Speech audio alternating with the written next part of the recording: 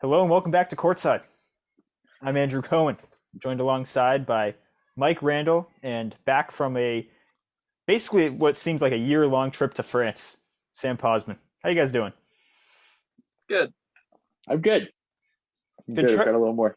Yeah, I've got some nice salami and cheeses up in the belly, so I'm feeling good. That's good. It is good. It's good. Now you know who's from France? Rudy Gobert. And you know who's a Why? big loser of the NFL offseason? You mean the Actually, NBA not Rudy off? Gobert. The Minnesota Timberwolves. That's the loser of the offseason. Why don't we get started? Let's start off on the negative notes so we can get to all the positive stuff. Okay. Losers of the NBA offseason. I have the Timberwolves as one of them. That was a bad trade. They mortgaged the future for a guy who has shown at no point in his career that he can be a centerpiece to a championship team. And there's Play no in one a that, playoff series. yeah, there's no one that really thinks he could be that guy. And now they have this weird thing with him and Cat playing in the front court when the league's moving to playing smaller. It's very like AD and DeMarcus Cousins esque, except Mm. AD and DeMarcus Cousins are both better than Karl Anthony Towns and Rudy Gobert at that point, those points in their careers. And the Timberwolves also traded away Jared Vanderbilt in this trade, who is just a great role player, defender. Can't really score, but it's a 2K reference to all you Hey, people out there. hey, he had the greatest 3 for 11 No, the shooting, greatest 4 for 13 shooting three, performance of whatever it all was. time in The my history of Game the- 7 victory on a 3-0 comeback against Mike way back in the spring. Oh, It was but rigged. anyways, Timberwolves I think are maybe the biggest loser of the offseason. Who has some other losers of the NBA offseason? Sam, I'm sure you guys know where I'm going. So Sam, you can hit your loser. Everyone, I feel like this was just everyone lost. My favorite recent loser are the James Harden haters. Hey, friend of the Biggest show, loser. James Harden. Friend of the Friend of show, the James show. Harden, proved everyone wrong. Said, Daryl Morey, you know what? I know I'm finally washed now, but give me that pay cut. I'm here to win. We're finally going to get past the second round, and they're not.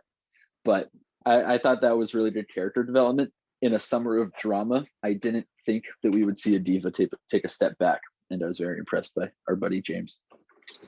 I like how he said, like one of his, I'm not sure if this was a quote, but basically like the tone was, you know what, I'm taking a pay cut because I want to win a championship. And he's in like, year like 13 of his NBA career and he's finally saying it.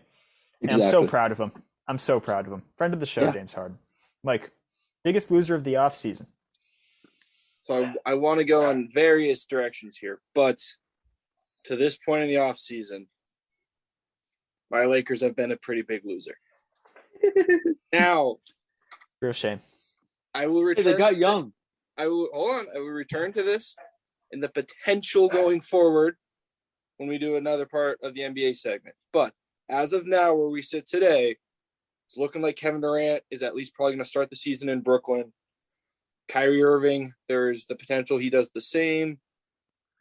Even if they don't, the likelihood of a Westbrook Kyrie Irving trade is on thin ice. Now it's not completely washed out. It's not, the chances aren't completely zero, but at this point in the season, yes, they've gone a little bit younger, but I looked at the 5 guys they've signed, and for a championship team, none of those guys should crack the rotation. So it's just fluff for the roster, a little bit younger, a little bit more athletic, but no shooting.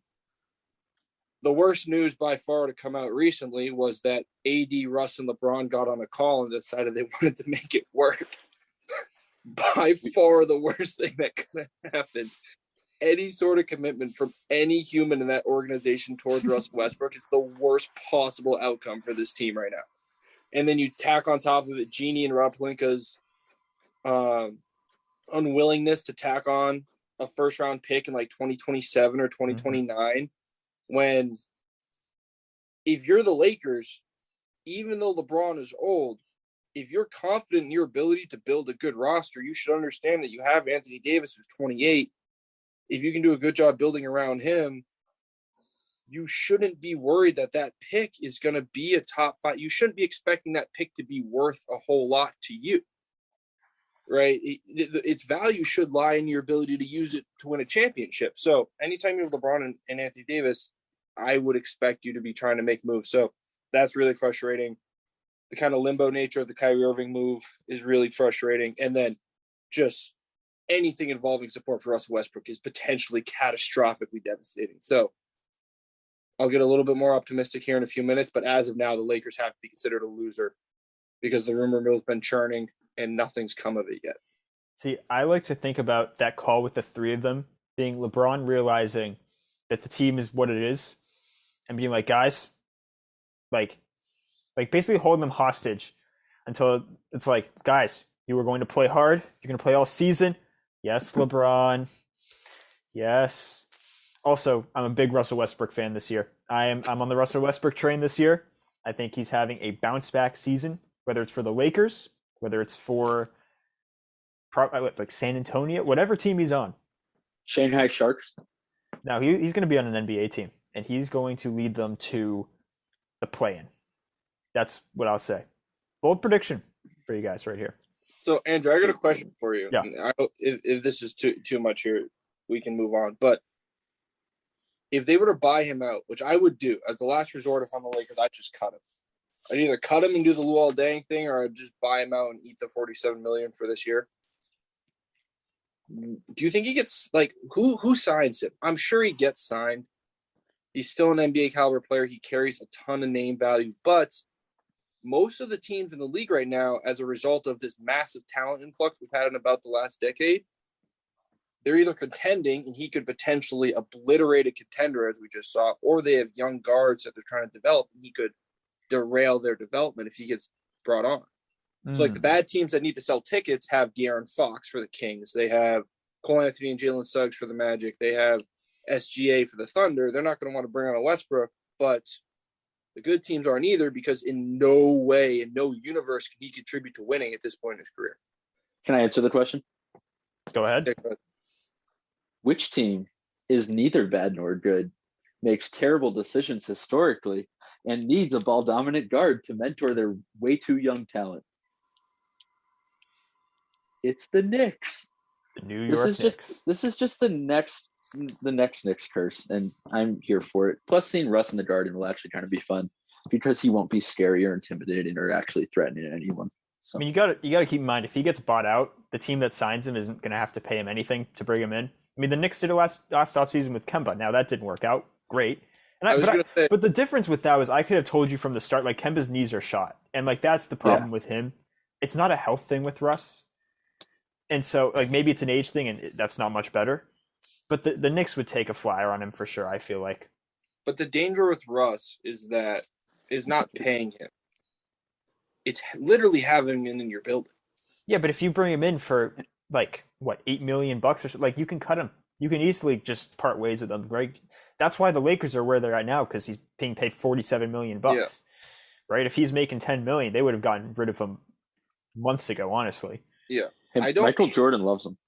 I don't hate the Knicks as a fallback if they don't get Donovan Mitchell. That being said, they just made a bunch of moves and then they made actual roster moves and then they put quite a bit of effort outside of just the roster and bringing in Brunson to run the show. And I think to help facilitate the development of younger players, which I think he's equipped to do. He's kind of a Mike Conley guy to me. Russ could really screw that up. And it could really nullify your investment in Brunson if you bring Russ in and he's dominating the ball. So that makes a lot of sense. That option because he's going to land somewhere, right? So you got to. There's no perfect fit that's been established, but that was a worthwhile question just to emphasize. Like this is the game shifted out from under his feet. He's kind of fallen off a little bit. He's going to have kind of a Carmelo Anthony resurgence where he starts to accept who he is in today's NBA, and then hopefully, and I don't want to just crap on a guy and root against him for no reason. Get him the hell off the Lakers, and after that, he's just Russell Westbrook again. But I think he's going to have to evolve mentally more so than anything to kind of figure out where he fits. So hopefully development. Hopefully it's not how does he fit with the Lakers, but as of now, Darvin Hey, Ham thinks he's still good. Thinks he can play defense. Jesus Oh yeah, Christ. you heard that right. There's no way that's real. It can't be, right? Like he can't actually think that. The last thing- It's hey, media speak. At It's least media the speak. Lakers. Fine, At but least he can't the actually. Lakers. At least the Lakers are now willing to accept that maybe they may have to part ways with THT in any possible trade. I saw that came out, and I thought that was really impressive with them. Very self-aware. Like They're top. looking at making a move at Buddy Hield again, and THT would have to be involved for the money. I mean, the top 5 moment of the NBA offseason was like the day after LeBron and DeRozan played in the Drew League. Taylor Horton Tucker goes and plays, puts up like 12 points on like 38% shooting. That was beautiful. That was beautiful. So Speaking of winners, Mr. Cohen, who's your biggest winner of the offseason? So I feel like a homer with this one, but it is the Celtics. Like they were in the NBA Finals. And even I was sitting here like, I don't see a path to making a big move unless you're trading away one of the key pieces. And then they go get Malcolm Brogdon for paper clips and potato chips. I mean, they traded a first-round pick and like 5 of the worst players in the NBA. Actually, no, 4 of the worst players in the NBA. And Malik Fitz, who's the best bench hype man in the NBA. That was a loss. Like, that was the only part of the trade. I'm like, man, wish we could still have him. But they added Brogdon. They also brought in Gallinari, and they addressed the 2 key issues with the team last year, which was they needed some more playmaking. They needed another guy for depth. I felt like a guard/wing, and then they needed another bigger wing/big guy who could shoot off the bench, and they got that with Gallinari. Now, he can't play defense for shit, but we'll see. But the Celtics, to me, biggest winners so far of the NBA offseason. My biggest winner kind of goes a little hand in hand with that, but it's the new guard of the NBA is the biggest winner for me. The Lakers didn't get better. A lot of the older teams either didn't improve or took a step back. Yes, you can look at like the Clippers and they were really good, but we don't know what version of Kawhi we're going to get for this next year. At least some version of Kawhi is going to be good. But that's really the only like older team that really might be relevant. And we finally got the Luka summer that we've been waiting for. Oh my God, look at this pic of Jack Luka. Like that was beautiful to see in a George Costanza I'm attracted to Luka, just a very, wow, that is a muscular looking Luka Doncic.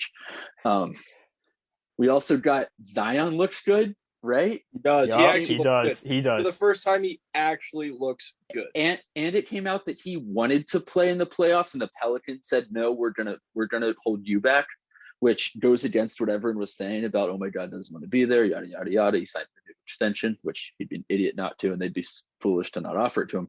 But we kind of saw that coming. And the Celtics, who probably from like a 1 to 8 roster point of view are probably the best well-rounded team in the East.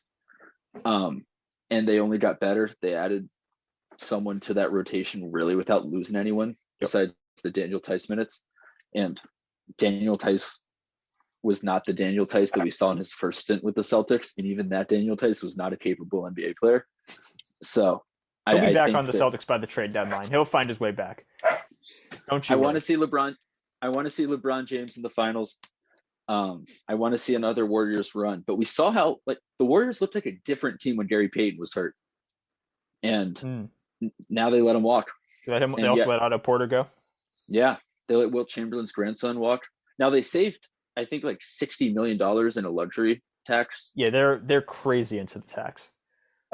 So that was kind of good for them, but I'm not saying I don't think that Young Love is the reason why the dynasty falls apart by all means, but they were clearly they had a different energy about him when he was there and when he wasn't there. So you never want to get worse in the offseason. Exactly. Right? You never want to lose guys, but they have so many young guys that could step in. Moses Moody, Kuminga, Wiseman. Although Wiseman did get outplayed by Kabengele, apparently. I didn't watch that game. It was all the talk on Twitter. I'm sorry, Sam, I missed a sec. What'd you say about the Warriors? I was just saying how Gary Payton left and there was a different energy when he was out there and when he wasn't out there. And I'm not saying that the dynasty rests on the shoulders of the Young Love, but they definitely looked less comfortable when he was hurt after that scumbag from Memphis hurt him. Not that he's a dirty player. He's just a really dirty player. Dylan Brooks. All right. Like, You ready for mine? I'm ready. Mine are not that exciting. I have a few just in minor ways.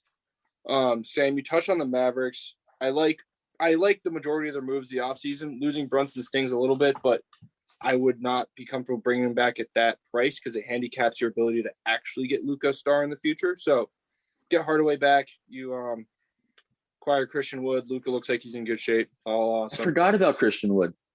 Yeah, the team looks really good. You lose the secondary playmaking, you're gonna have to find it somewhere. But I think Luka can kind of do the carry show for another year, and they can contend. Now the Clippers, I actually think are a winner for one reason. Kawhi Leonard's knee works again. Kawhi Leonard's knee works. Paul George's shoulder works to a lesser extent, but I think could potentially be important. Now this is not a rely on it move, but the John Wall move, kind of sneaky. Yeah. Clearly a very talented player, very high IQ player. He very clearly understands his role. This is not Isaiah Thomas joining the Cavs and saying, oh, yeah, I'm 1B to LeBron. John Wall's like, you're going to have the third best player guard me? So they retain most of that roster, which is as well equipped to play in today's league as I think there is a roster in the league. They have, I believe, Norman Powell and Rocco from moves last year. The French guy, did they lose him? Zubac? No, they retained Zubac. No. That was a big move for them. Kept Batum. Batum, there we go. Yep. I don't remember. And Covington. They lost Covington? No, they kept him. They kept him, yeah. Okay. So they were able to retain a lot of the supporting pieces that are very versatile and fit today's league, and then the two stars come back healthy. So Is Reggie Jackson they're a winner just in that case, and I think they're my favorite to come out of the West, were they to stay healthy, which is a big if, but that's huge for them. I hate saying this. I really do. The Warriors are a big winner for me for two reasons. One, the young guys get better. I think Moody could be really good. I think we all know Kuminga has a lot of potential, and they don't have to rely on Wiseman. Imagine having the second overall pick and one of the more physically gifted draft prospects in the last few years as, he's a bonus. If he is good, great. Yeah. If he sucks, we just won a title without him. So that's big. And then to a larger extent, I think the biggest reason they're a winner from the offseason is no one made moves to jump them. Phoenix did not acquire Kevin Durant. Kevin Durant did not go to Miami. Donovan Mitchell has not gone to Miami. The Lakers have not gotten better. The one guy who's proven that regardless of the situation around them gives Golden State hell is LeBron. The Lakers have not gotten better to this point. Anything, they're just as in a bad spot as they were last year. Luka, I think, could give them trouble, but their team they haven't acquired a second legitimate star for him, right? So no one's made a power move that really puts Golden State on notice. They get to kind of run back the team, rely on internal development, which is what they've built the dynasty on, and go from there. And then my final winner, who I think's a winner, I'm going to call him a winner for now. It's a little sneaky one. The Orlando Magic. Right? Are they the most fun team in the league? We were all skeptical, I would say, about the Paolo Banchero pick. But I think for what they're trying to do, now it is Summer League. Don't get excited about Summer League. But the attitude, the production, where he fits in on that roster, I think they made a good move. In a draft that I don't think has a legitimate superstar, they got a guy that fits what they need to do. They got a number one option on offense. And they got a guy who I think mentally and physically is more prepared for the league than the other two guys. I still have questions about Holmgren, and I don't think Jabari Parker's really a go-to one guy. So the Magic, with kind of a sneaky little draft move, have a nice little collection of talent. Kept Mo Bamba. I think it's a win. Much in the way, you remember you guys obviously remember, it's freaking built your franchise off of it. Tatum was pretty clearly considered the third best option in that draft, and the Celtics came out and said we would take him at one. Yep. Everyone scoffed at it, thinking Markelle Fultz and Lonzo Ball were clearly the better options. And oh my lord, has that been proven? I'm not saying Paolo Banchero is Jason Tatum, but I like the move where the Magic did not go with what everyone else was thinking. They took a guy that they thought mentally and physically fit what they were trying to do. And I think it's a good move on the court and off the court for them. So good job for the Magic. Hopefully we'll see them be a little feisty here in the future. But those are my winners. I'm so confused by that because they didn't work him out. Like, Chestnut checkers.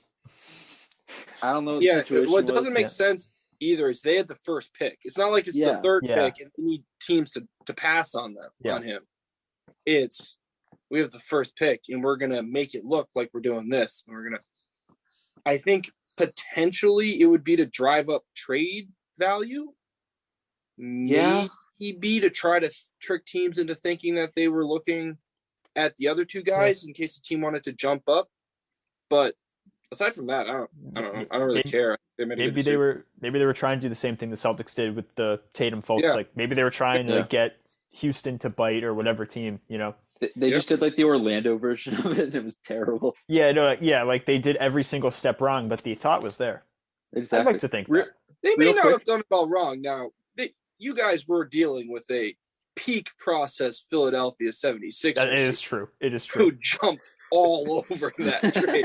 That was not the soundest of front office thinking there. So that whole story deserves such a revisit.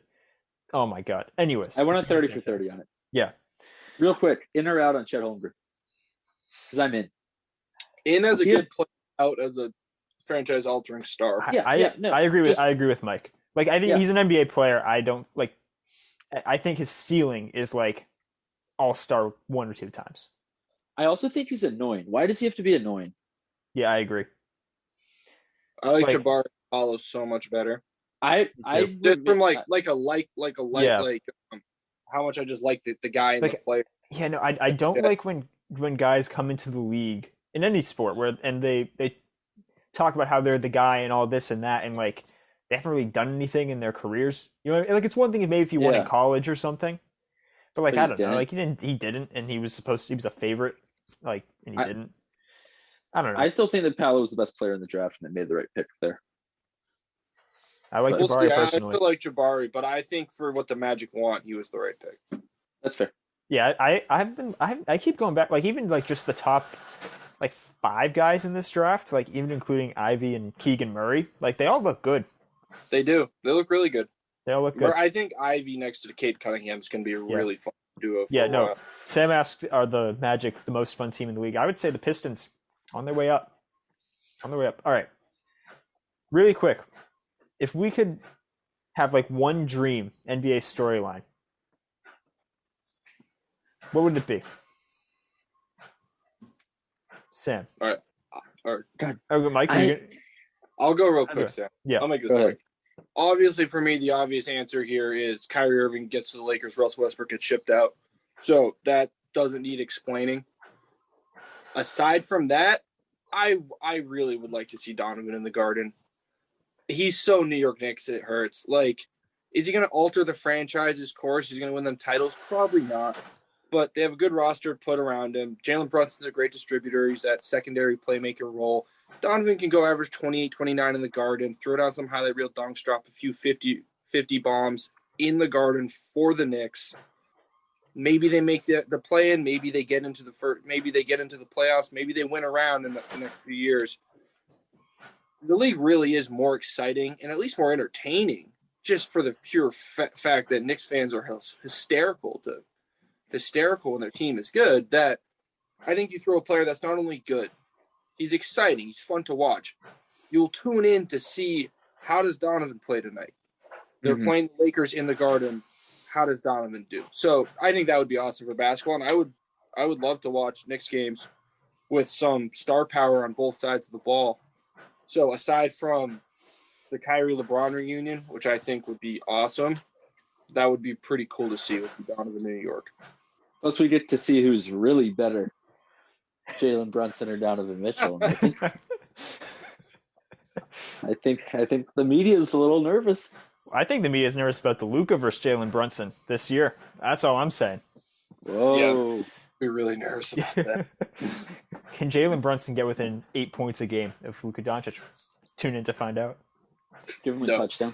He'd have to average 22. All right, Sam. Okay. So 2 of my favorite things are rebuilding teams being stupid and superstars requesting trades and then getting screwed because they were being assholes about it. And I found a combination of the two. Let's say the Thunder decide that SGA is too old for their rebuilding process because he really is 4 years older than everyone else on that team, which is bizarre because he's like 23. Doesn't But fit like, the timeline. But like he might not fit the timeline. I'm telling you, like the what do they call him? It's like DeJounte Murray in San Antonio just didn't fit the timeline, apparently. The thin towers are like 19. They're younger than we are. That's always crazy to think about. Yeah. Makes me kind of feel bad about what I've done. But I think if the Thunder decide to go full stupid and the Nets are feeling a little spicy and like, okay, Kevin, you want to leave? You're going back home and you're going to go back home to the worst version of that team has seen. You're going to be playing with Lou Dort. You go have fun in Poku. Oh my God. If we got Poku and Kevin Durant, now they'd probably have to give up Chet, right? But like, because that's what they want. They want a young star and they want a bunch of picks. And what does Oklahoma City have if not that? So I think that would be a lot of fun for me. See, I also love the just send a superstar to Siberia. Yeah, exactly. I would love like KD and Ben Simmons for like Sabonis and De'Aaron Fox. Just like send KD to Sacramento. Oh, that'd be awesome.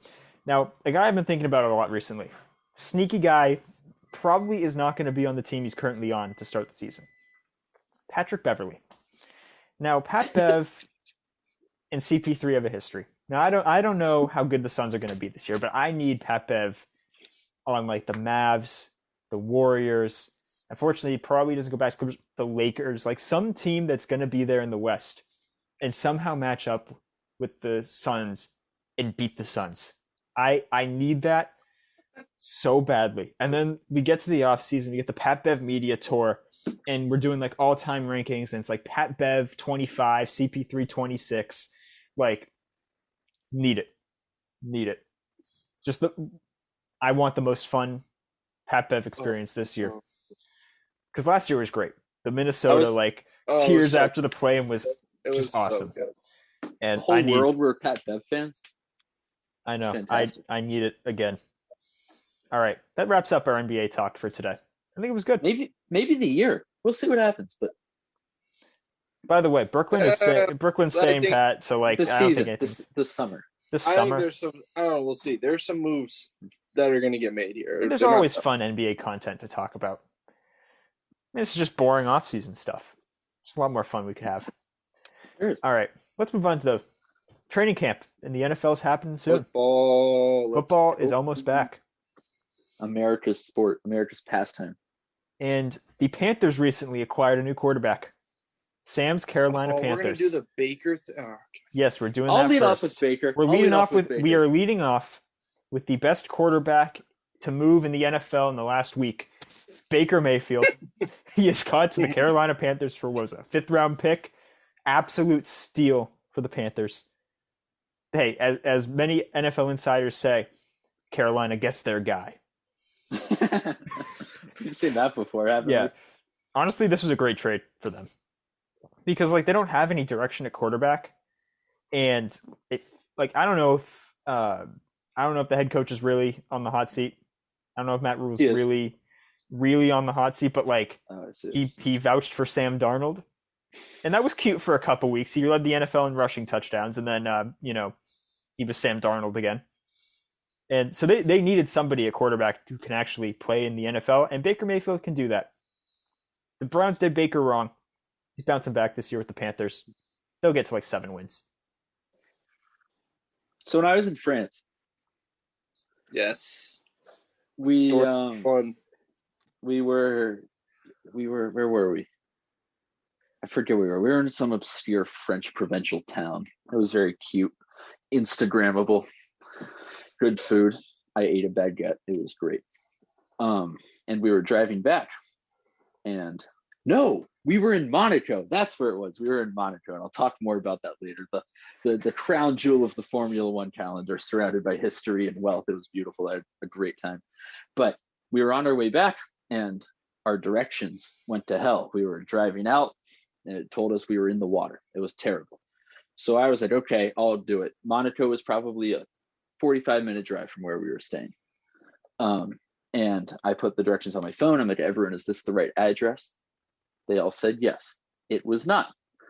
So we're driving in like places we've never seen before, but it was beautiful. It was like backcountry, like French roads. It was fantastic. Like through the like foothills of the Alps. It was fantastic. But then all of a sudden I'm like, oh guys, we're there. And we looked up and there was nothing. There was no home. There was no driveway. And then I was texting Katie. I was like, Katie, we're gonna be there in 5 minutes. And she was like, why does it say that you're 50 minutes away? So we're now 50 minutes away. And we are all now hungry, hangry. My dad, the French cars are all manual. So my dad is just making us sick because he hasn't driven manual since he was like learning to drive in Texas. So we're all crammed into this tiny little French car. And it's all 5 of us. And like Ben Posman and I are not small humans. So like everyone's angry, everyone's hot, and everyone's annoyed. And they just want to go back. And we're going back. And then we start turning on each other. And it was bad. And there's snippy comments everywhere. And it was getting feisty. Like at one point, like my sister said something, and then my dad was like, "You have to apologize to your brother." And she wanted to apologize. It was the classic like family. Everyone's pissed at each other, and I like you've seen me play 2K. You've seen me get angry. I don't say anything, and then something will happen, and I'll pop. And when I pop, like I'll go.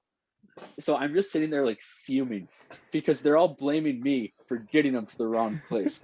And we're back in like civilization, and we drive through this town, and I see this shithead walking down in a Tottenham jersey, which is Arsenal's arch rival, who recently did vile things to us to knock us out of Champions League.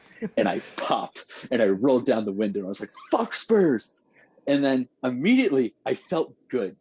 And all my anger went away because this poor Tottenham fan was just the recipient of everything that was making me angry.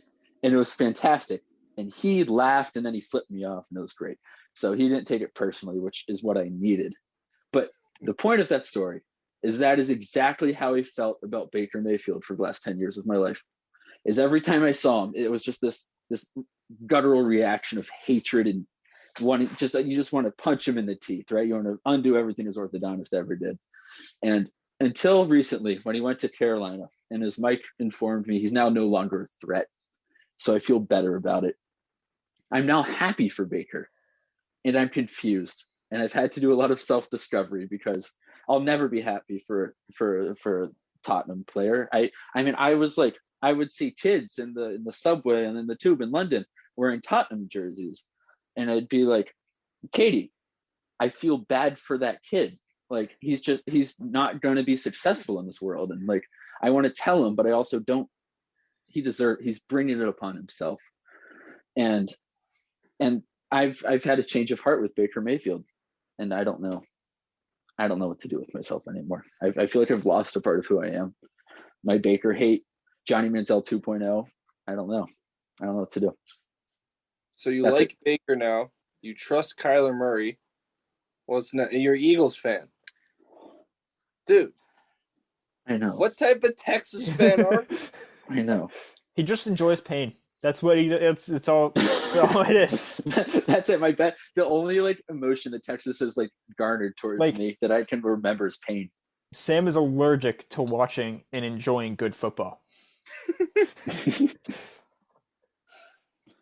Hey man. All right, hot take. Baker's not locked in as the week 1 starter in Carolina. Sam Darnold knows the system.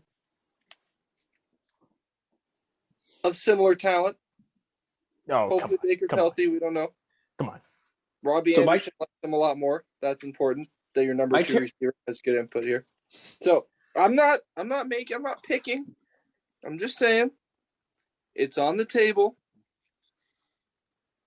that Baker Mayfield could lose a quarterback competition getting dropped into camp out of the blue.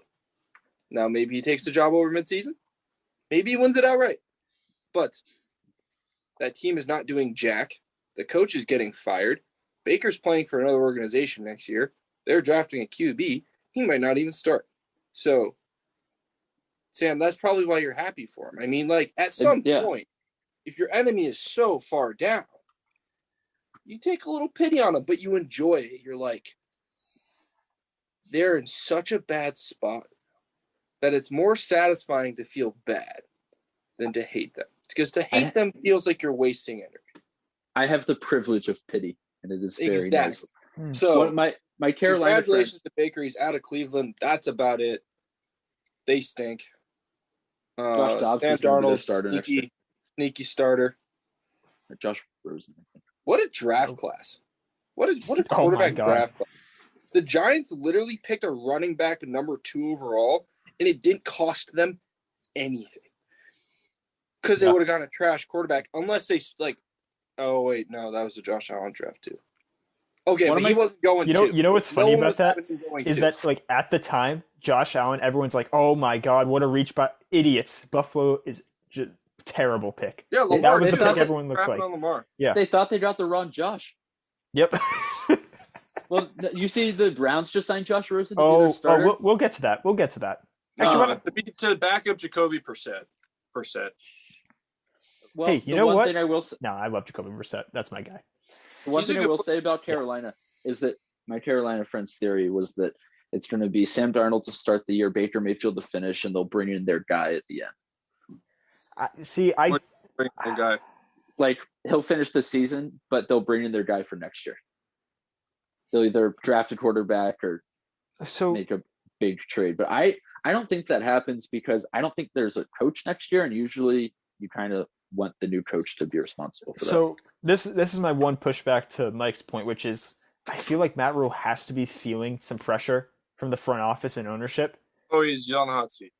I think he's on the hot seat because he's the hottest seat in football. You can't push for Sam Darnold, have him be terrible, and then also run Sam Darnold out the next year. The thing about Baker, at least, is if you're looking at the start of the year, like, okay, we start Baker, and there's a chance that he could be our starter. He could be our bridge guy for a few years while we're trying to find the next quarterback. Like, you just don't think that could happen with Sam Darnold.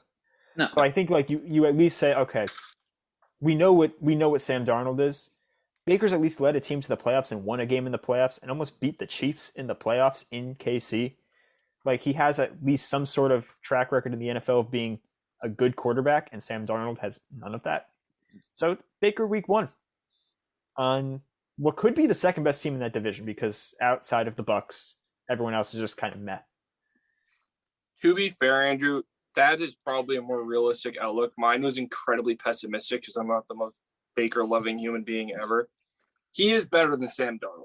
Yeah. It would almost purely be because of knowledge of the system and any wonky things that could happen in training camp. But you're right. The incentive for the coaching staff is to play Baker. He is a fairly good quarterback when he's healthy. That division sucks. So I don't think mine is out of the realm of possibility, but yours is probably more of a realistic output with him playing the bridge role and maybe holding the starting job for a couple of years. Kind of in a sense of a healthy Teddy Bridgewater role style-ish. Well, I think he's a little bit better than him, but I mean, we'll see what happens. I think Rule might be out of there regardless. And I think even if he is, Baker's not tied to him. Rule didn't draft him. Yep. So Big 12 guys are just getting absolutely shafted, aren't they? Yeah, tough looks for the Big 12. They play real football in that conference. Like, this is what's going to happen. Hollywood Brown stinks. CeeDee Lamb. No one ever thought he was good. No one thought Hollywood Brown was ever good. Okay, can we just do that real fast? Now, really quickly, I believe Hollywood Brown was the one receiver in the whatever draft it was. I believe he was the only receiver taken before one N'Keal Harry. I believe. And N'Keal Harry has found himself a new home this offseason. He's been traded to the Chicago Bears for a 7th-round pick. And the entire region of New England has been rejoicing for weeks. I mean, it is one big party. Because this guy, he sucks and blows. He is terrible. I have never seen a receiver look so clueless on the football field. Like me, I've watched football now for 10 years. I know that like I would not be a good football player. but I could at least go in and be like, you know what? I know what I'm supposed to do here. I'm supposed to look for the ball, put my hands on the ball, not block my own lineman on a running play. I mean, oh my God, the N'Keal Harry experience was so bad, it drove Tom Brady to Tampa Bay. Tampa Bay. Tampa Bay. They didn't just cut N'Keal Harry. Not Miami. Tampa Bay. Andrew, do you want to hear my favorite part of the N'Keal Harry thing? Yes. You know how before we were talking about when like superstar NBA players act like assholes and they punish them by sending them somewhere shitty? Yeah. With N'Keal Harry, they could have just cut him and let him be free to roam about the castle. But no, they said, we are going to really get nothing back for you because you've been so bad for us. We're going to send you to the worst wide receiver situation in the league right now. I can't believe they got a pick for him. Like, what's Chicago doing? I'm worried about Justin Fields and that operation there. I mean, that's awful. But did you know N'Keal Harry before this season requested a trade? He requested a trade. Who the hell is N'Keal Harry to request a trade? Like, I've never heard of any like garbage. Like, you're fighting for a roster spot. Yeah, you know what? This isn't working for me. Send me somewhere else so I can, go thrive. Like, that's what superstars do. Aaron Neesmith knocks on Brad Stevens' door. Hey, Brad, I think we're going to talk. No. Aaron Neesmith tries hard. Like, you watch him, you're like, okay. N'Keal Harry, like, just didn't look like he wanted to be there. Oh, my God. He wanted to get traded. He didn't. That was his whole thing. That was his whole thing, I guess. I mean, Dude, go ahead. The highlight of that man's career is not stepping out of bounds against the Chiefs. The one great play he may have made in his career got called back and they lost. Now, I have two more quick points. Number one, we all know Jacoby Myers. A nice, solid receiver that we all, we love and trust Jacoby Myers. He was undrafted and was brought into training camp the same year as N'Keal Harry. One day into training camp, it was like, looks like Tom Brady's found his new target, Jacoby Myers. And you're like, wait, didn't we draft a receiver in the first round? Like 6'3", big guy, Arizona State? No, he was terrible. Also, I want to flash back to the Cam Newton experience with the Patriots. Now, it was week 4. Patriots are going to KC. Cam Newton got COVID, so Brian Hoyer was starting. Hoyer was one of the greatest quarterbacks we've ever seen in between the 20s, but he got down into the red zone, was terrible, and you're getting killed. At the end of the game, Jarrett Stidham goes in, and there was this one play. It was Stidham to N'Keal Harry in the end zone. And at the time, the Patriots wanted you to believe that's the future right there. Stid the kid and N'Keal Harry. Actually, I think Stidham got traded to the Texans this year. They're both gone. Both gone, and thank God. God bless America. All right, Andrew, you want a funny story about N'Keal Harry? Please. So you mentioned one day into training camp. Guess who was at said training camp and who had the exact same observation? The exact same one. I am sitting in first row of Patriots training camp, surrounded by all the massholes I can ever imagine being on the planet, chanting, "We're back," we're still here, we're still here. I want to start slugging people. It was actually really fun. A buddy and I got in. We got there really early. We got great seats. Tom Brady took a massive dump in the middle of practice. Dude was in the porta potty for 12 minutes. It was great. Tom Anyway, Brady poops? Yeah, I was about to say the same thing. Apparently You're kind of shaking my world here, man. Yeah, he's actually human. We were like, whoa, dude. We're like the GOAT. Like, actually, like I thought it was one of those like Kim Jong-un situations where he worked so hard that he works it all out. Must have been the avocado ice cream from the night before. Anyway, so we're watching practice, and I'm looking for N'Keal Harry because he's the first round pick. I thought he was good at Arizona State. I didn't have any problem with him going late first round. I actually thought he'd been drafted earlier that year. And we're watching practice, and as you know, the Patriots like to do all funky stuff with the rookie numbers, so you're kind of having a hard time picking them out. And you're just watching practice. The best way, I think, to just begin with evaluating anything is just the eye test. Just watch who pops. And this number 69. Nice. Thank you. This number 69 kid for the Pats was running with the ones, and Tom Brady was feeding him. He was running great routes. He was making plays, and it was not N'Keal Harry. I didn't know who it was. I didn't even know it was Jacoby Myers at that point. Funny enough, N'Keal Harry was actually the third best receiver on the field that day, and Edelman was not playing. Second guy was Gunnar Olszewski. He actually looked pretty good too. So those two guys icing it up. And N'Keal Harry, I think, got one target during a red zone session and got decimated by one of the safeties in the back of the end zone. Ball broken up. He probably dropped it, and then they hit him. I don't know. It was hilarious. But I remember sitting there watching practice and watching him not separate and be like it's one thing for first practice, NFL player, right? You're not going to overreact. So I didn't jump on he's a bust, but part of me was a little bit like, he was decisively the third best receiver on the field today. That's not nothing. Also, that receiving core is the worst receiving core I've seen in my lifetime. Oh, it was atrocious. No, It was terrible. It was the fact that Brady was throwing to undrafted rookies was hilarious. Also, probably the coolest moment of the camp was, I think there was a drop in a wrong route in the red zone period, and Brady pulled the receivers together and absolutely ripped them a new one. I mean, just huddle right in front of everyone, just shredded them. And they scored like 3 straight touchdowns the next 3 plays. It was great. It was really cool to see. Also, side note, Brandon Bolden is a humongous human being. I literally thought they had signed Derrick Henry. Like, this guy walks out with braids coming out of his hair, wearing 38. I'm like, who is that? This dude is massive. And it's Brandon Bolden. So that was kind of funny. Also, Matthew Slater's a dog. The dude literally just stands on the side of practice and just practices punt footwork. Yeah. Does not run plays. He stands with a special teams coach and runs punt stuff. Like, there's a reason he's been that good. But, yeah, literally first day of training camp. That's not an exaggeration. I was there. There was an issue right away. Oh, it's hilarious. That's awesome. Oh, it was great. Oh, pretty fun. I'm so happy he's gone.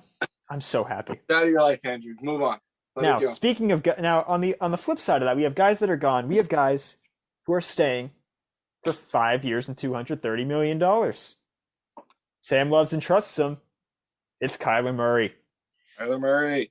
So the Cardinals have now committed to a really good first 2 months of football for 5 years, and then just downfall for the rest of the season, mostly because of Cliff Kingsbury. But Andrew Cohen, you know what I would call this? What would you call this, Sam? Cardinal sin. We missed terrible. Those, Thank you, guys. That was. It's just bad business. I mean, good for the guy. It's probably the most money anyone that's ever graduated from Oklahoma has ever seen in their lifetime. But like, till Baker's extension next year.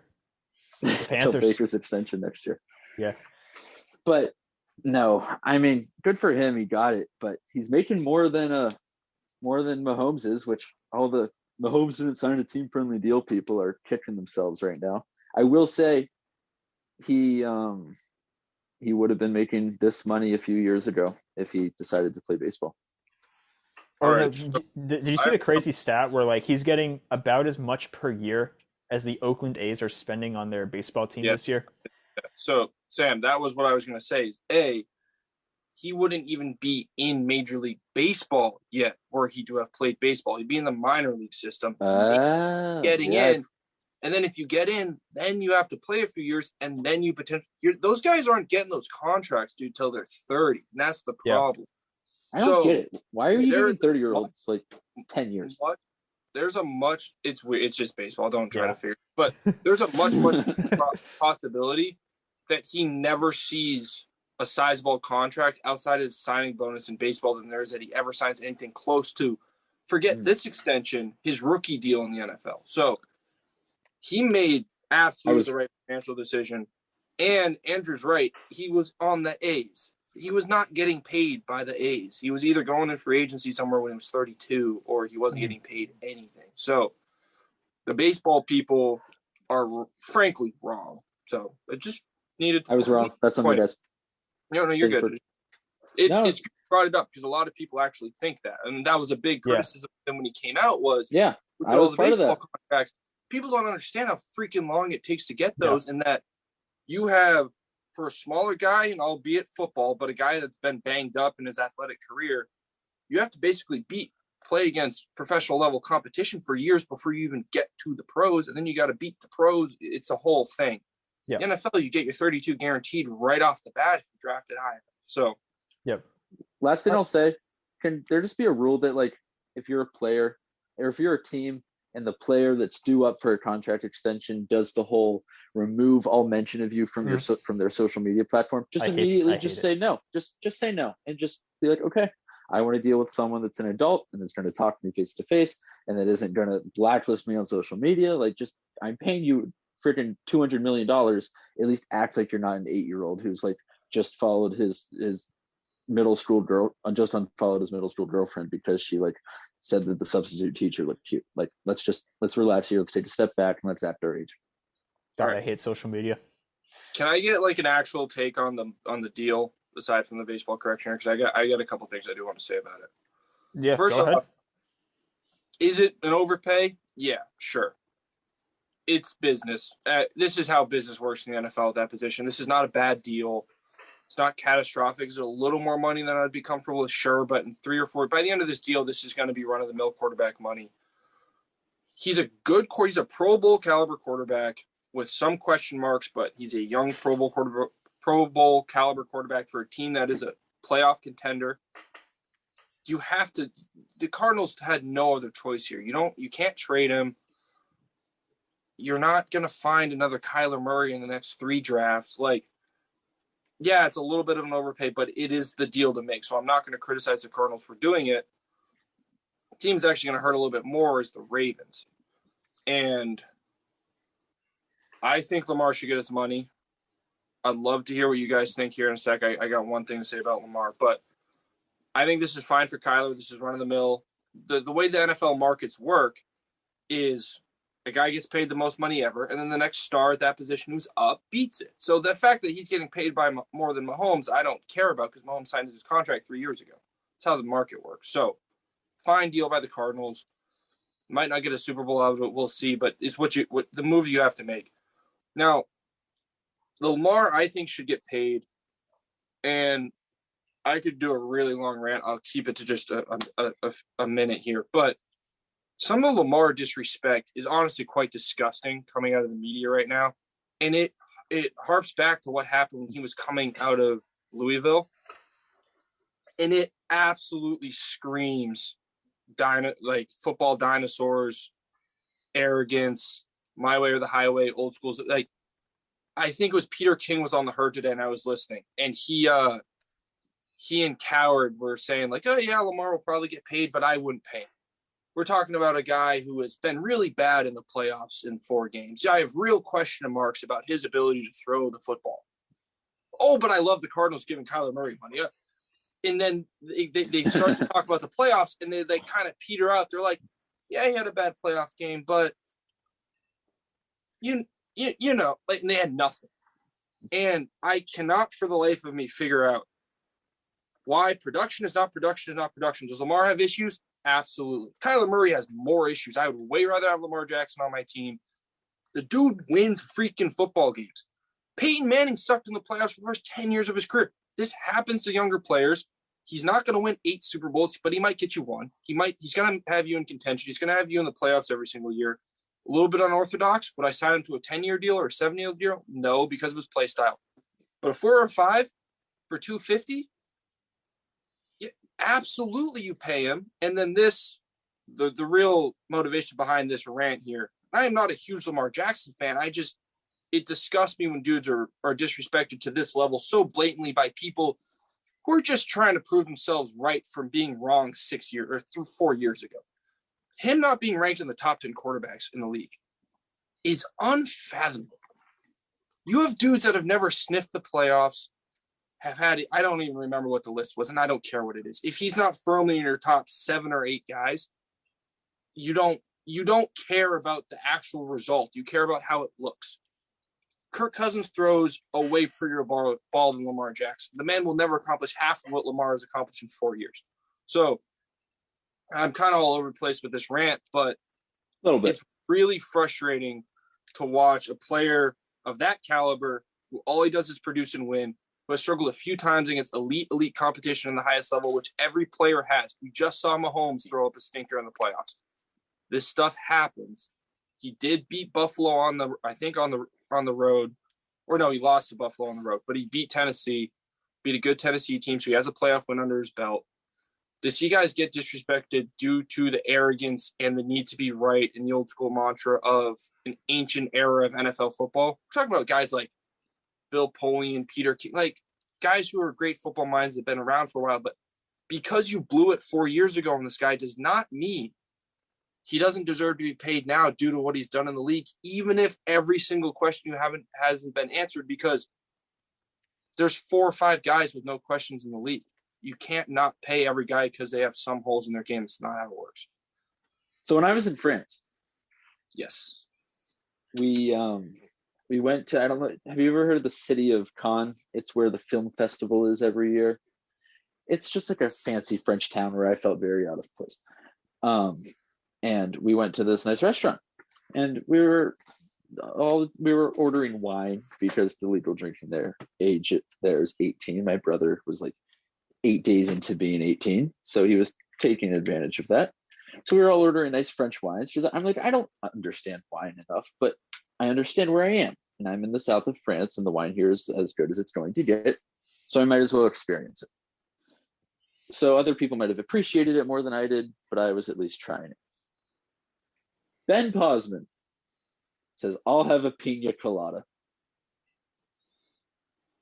And the reason I bring this up is because Ben Posman didn't know what he had.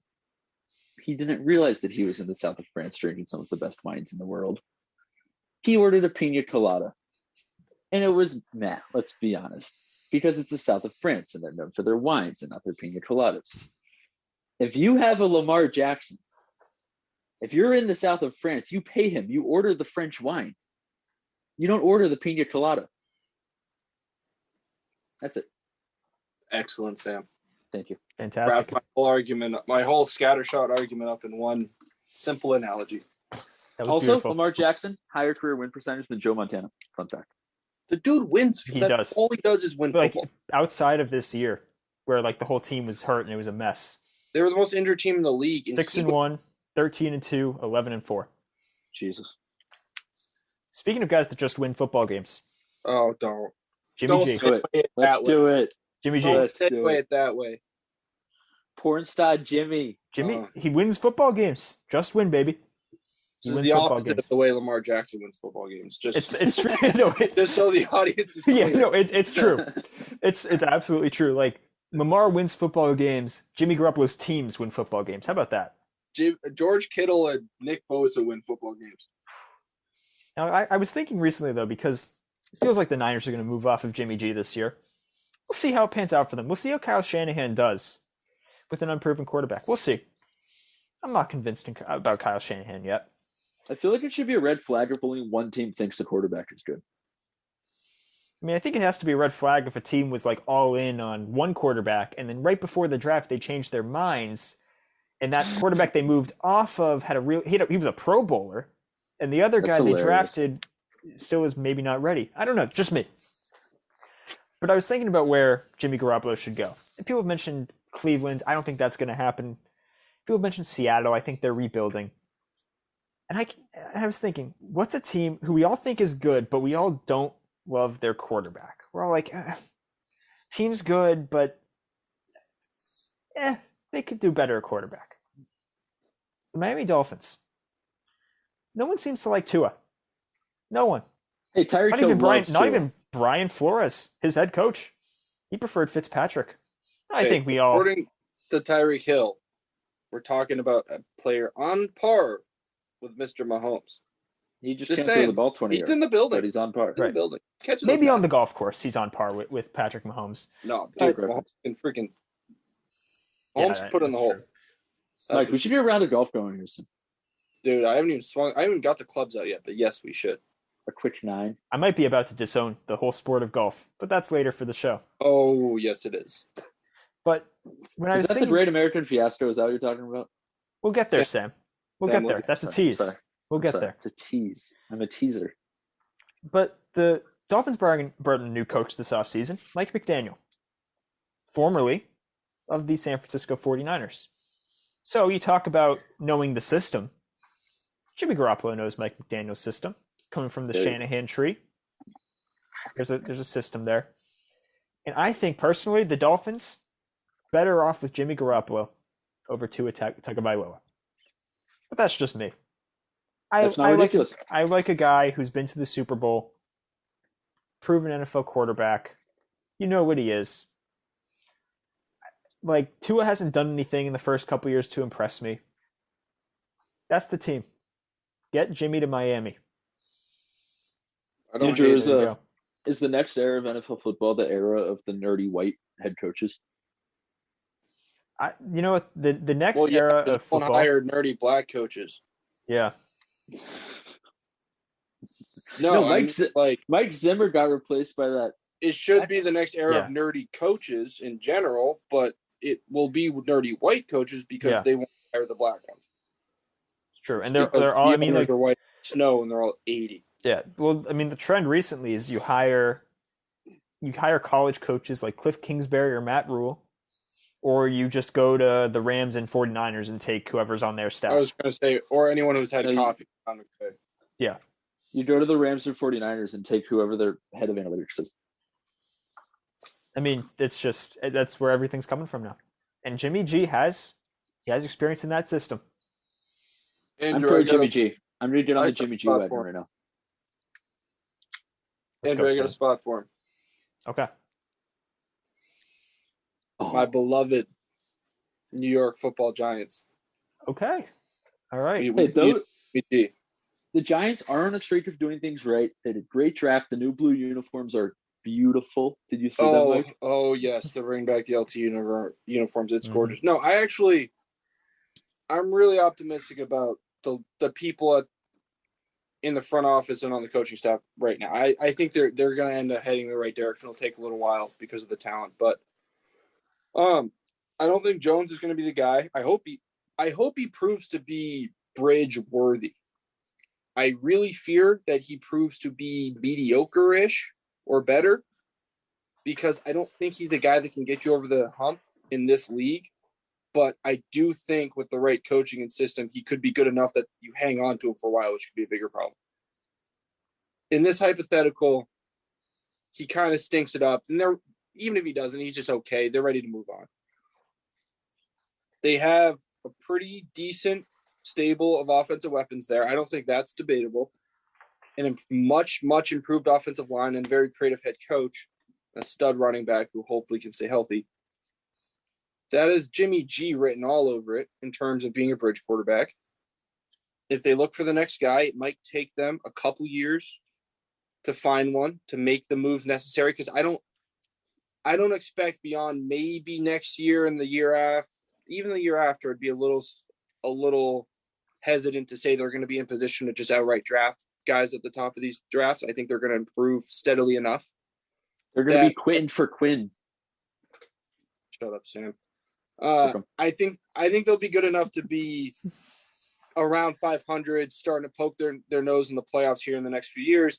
Jimmy G could be absolutely perfect for that sort of roster while they try to find the next guy, the next Eli, the next whoever. So I actually like him for the Giants. It's not, there's no real losing situation there for the team or for Jimmy. Gets to play in the media capital of the world. It's a great showcase for him. Potentially plays well. I think they have a good enough system, good enough group around him for the next few years. I imagine Jones could end up filling that role too. So I think either way, but I think that's a sneaky little spot. I thought it was a sneaky spot for Baker actually until they reaffirmed their commitment to Jones. But I think the Giants could be in the market for talented bridge guys who can just help them win football games for a few years before they're able to find and make the moves necessary to really get the next big thing in the building. I have to imagine there's a lot of porn stars in New York. I'm sure there are plenty. So. Porn star Jimmy. Great nickname. Great nickname. Top tier. Top tier. All right. I feel like that's it for the NFL stuff. Yeah. It's been going on. So now it's time for a section of the podcast where we all just kind of talk about things we're passionate about going on in sports, but not NFL, not NBA, maybe some MLB. We'll see.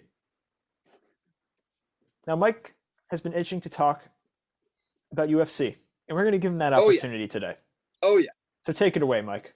Who's ready to hear about the fastest growing, best sport in America? I am.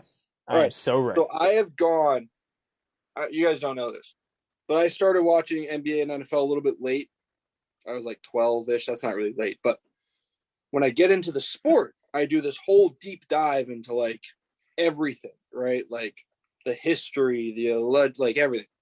And I kind of have a good feel for the legacies and the histories of the NFL and the NBA. So I am hardcore going through the history of mixed martial arts right now, and it is fantastic. Watching old fights, YouTube videos every day. It's great. Very entertaining. That's all I want to hear him talk about. What I'm here to talk about is the UFC is going off right now, booking just banger cards. So we have UFC Fight Week London this weekend. Curtis Blades is Tom Atwell or something. Couple top end heavyweight contenders fighting. Should be a good fight. Paddy the Baddy is fighting. I believe the guy's name is Levitt. Yeah, Jordan Levitt. This is a good one, guys. So, Paddy the Baddy is from UK. Great accent. Phenomenal. Proper. Great personality. He's a character. He's everything you love about MMA. This Paddy Levitt guy is the Baddy. promised to twerk, to show up to Paddy's home turf in London, beat him, and then twerk after he beats him. Paddy responded by saying, no, I'm going to teabag him after I beat him like it's Modern Warfare 2. And I fully expect him to try. Like and someone asked for clarification in the press conference, and he's like, I'm going to squat as close to his face as I can without the referee pushing me off. So I am ecstatic. Because either way this fight goes, we're getting an all-time celebration at the end. So that's going to be fun. Nice little weekend fight card. You don't have to pay for it. And then you got a couple other fights that will be exciting. Alexander Gustafsson, who was the first person to really test John Jones a while ago. And then we have UFC 277 coming up at the end of the month. That will feature the Amanda Nunes-Juliana Pena women's bantamweight title rematch. Pena submitted Nunes a few months ago. It was one of the biggest upsets in combat sports history. There's the flyweight interim title fight. So great card. It'll be an exciting night. Couple good headliners there. And then my favorite fighter, the pound for pound king right now, Kamaru Usman, is going to defend his welterweight strap and his undefeated UFC record against Leon Edwards in August. That will be really exciting. Big time title fight there. And then we get into the really exciting news from this last week. We have Khamzat Chimaev, who is this crazy Russian freaking mauler. Dude kills people. He just beat Gilbert Burns in what would probably end up being the fight of the year. It was an epic slugfest. Khamzat was unranked coming in. Burns, who was, I believe, the number 2 ranked contender at welterweight, gave him a shot. Big time fight. I mean, when I mean slugfest, both dudes were on the verge of getting finished at various points of the fight. It ends up going the distance. Khamzat wins deservingly by unanimous decision, but great fight. That's the type of fight that gets people into MMA. Khamzat before that, he's been on a tear for a while. In the build-up to that fight, he had never fought any other ranked contender, so that was his first real test. But in coming up, when he's fighting all these lower-ranked guys, he had a moment. He's a wrestler. He can scrap too, but he's a wrestler. And he had a moment where he was fighting some dude he's just ragdolling. And he picks the guy up, carries him across the octagon, and dumps him in the cage at Dana White's feet and is talking shit he's like, Dana, like he's talking to Dana while he's pummeling this guy. And then he either finishes him or submits him. Electric. Dude has this crazy accent. He just talks, I killed everybody. Like absolute Russian murderer, right? So he is fighting Nate Diaz, who is a Stockholm legend, brother of Nick Diaz. Nate has put on some of the greatest fights in UFC history. His rivalry with Conor McGregor is great. He's the type of fighter that does not believe fights are decided on scorecards. It is whichever man leaves the arena in better condition. His last fight, he fought Leon Edwards, who is now fighting, I just mentioned, Kamaru Usman for the title. So we're talking about a top 10 contender, top 3 contender. Edwards is dominating the fight. Now, Nate's a good fighter, but he's a little later in his career. Edwards is dominating the fight. Last, minute, I wasn't watching the fight, but I've seen the highlight. Last, minute, Nate catches him clean And Leon is wobbled. I mean, like, bulging eyes, knees going out, like, dude can barely stand up. Nate could have rushed in and potentially gotten a finish, propelled him to who knows what. Instead, he points and starts laughing at the guy in the middle of the ring. So there's this awesome picture of Edwards, like, barely hanging on to consciousness, and Nate's just pointing at it and laughing. He is great. Great guy. Like, every fight he's in, he fought in the BMF belt, baddest MFer on the planet with Jorge Masvidal a couple of years ago. All his fights are bangers. They're just exciting. And the other part that makes this fun and interesting and kind of messed up, if you really think about it, is Nate is on his last fight of his UFC contract, and he has been begging Dana White to either give him a fight or cut him. The dynamic between Nate and the UFC is really bad. The UFC's been trying to extend him. Nate won't go for it. He's trying to get out. And worthy criticism of the UFC is that they treat their fighters like crap, and they do in a lot of ways. Nate's given a lot to the sport. I think he was on the Ultimate Fighter show in like 2005, so he's given 16 years to the sport, or Wow. 2007, whatever. He's a legend, and he's trying to get out. He's trying to move on, and the UFC is just they're just being jerks about it. It's a really ugly kind of display of what can happen in combat sports with promotions and stuff. But as basically an FU to Nate, Dana is throwing him in there with this absolute killer who's like a decade younger than him, and everyone thinks he's going to smash. Chimaev's a minus 1,100 favorite for this fight already. So you have all these stories boiling around. If Nate were to win this fight, he absolutely obliterates the welterweight division, because Usman's run through the whole division. If he beats Edwards, there's no one left for him to fight besides Chimaev, and this is the guy people think can unseat one of the best fighters ever. If Nate beats him, we have chaos. So not only is it hopefully going to be a banger of a fight, good chance Chimaev just kills him, but we'll see. There's all kinds of drama, which is great. So that's really exciting. Yeah. And we get to the real exciting news recently. I think I have to pull this up because I'm going to start forgetting who's on this card. But UFC 280, October 22nd. So when is this? This will be October 22nd. Now, I'll get to the fight card in a minute. It's glorious. I do have some devastating personal news regarding this event. I see October 22nd. It's a Saturday in the fall, so I know we'll be playing a game. Our beloved Bowdoin Polar Bears will be out on the field. Great. We're playing Wesleyan at home, which is fantastic. No bus ride. Kick Wesleyan's ass. Go take a shower, grab some pizza, and just watch this epic fight card. Turns out the freaking event's in Abu Dhabi, and they're kicking off the main event at 2 p.m. We play at 1 p.m. No. So I'm either sprinting into the locker room after the game to grab the last, like, 2 fights of this thing, or I record it and deal with it or whatever. Maybe I'll ask Coach Hammer if we can reach out to Wesleyan and try to reschedule. That would be preferable, but absolutely devastating. I'm literally sitting at work, like, salivating, seeing all the fights get announced for this thing. And then I see one little guy on Twitter be like, oh, it's a bummer. It starts at 2. And I was just in shambles. So to get to the as someone that has watched a number of racing events in Abu Dhabi and Bahrain and all these obscure Middle Eastern countries, it is brutal with the timing. I'll tell you it's that much. Killer. And 2 p.m. would be fine, but we freaking play. Anyway, so to get to the actual card, the top of the card is the light heavyweight championship between Charles Oliveira and Islam Makhachev. Oliveira is on an absolute tear. Makhachev is as well. He's undefeated. I think he's getting his title shot a little bit early, but it's 2 of the top guys in lightweight, which I think is the most exciting division in the sport. There's like 6 or 7 guys who are legitimate killers at the top of that thing, so the matchups are great. What makes this extra fun is Oliveira's on, I think, a 10 or 11 fight winning streak. He has the most submissions in UFC history. And so the comparisons are starting to get thrown around. Is he the lightweight GOAT, or is Khabib Nurmagomedov, who just retired, the lightweight GOAT? Khabib retired 29-0.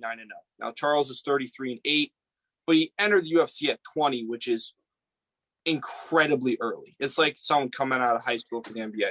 So he's got some losses, but we won't worry about that. There's legitimate debate about who's the GOAT at this point. Most people lean Khabib, but Charles is really exciting and a great, great fighter, puts on really exciting fights. Makhachev is Khabib's protege. They've been training together for years. He is basically the closest we're going to get to Khabib. He's from Tajikistan. Khabib's in his corner for these fights. He's actively coaching him. So a lot of people think not only stylistically is this Oliveira's biggest challenge because his strength lies on the ground.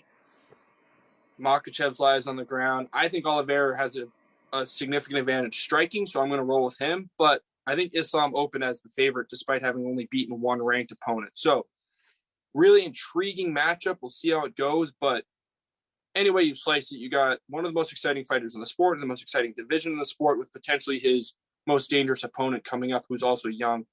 This will be really exciting to headline the card. And then you have the bantamweight title fight, which if 155 lightweight is not the most exciting and best division, it's bantamweight at 135. You have Aljamain Sterling battling TJ Dillashaw, who I'm excited to see come back and fight.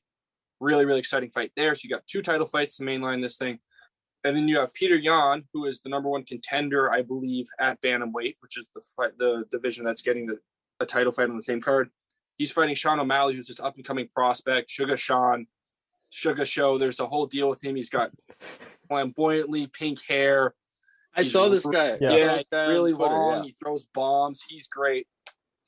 This is too much too soon. O'Malley's barely ranked. Jan's a freaking savage, and I think the best fighter in that division. Jan's going to beat the crap out of him, but it's intriguing. It could potentially be fun because O'Malley can throw hands.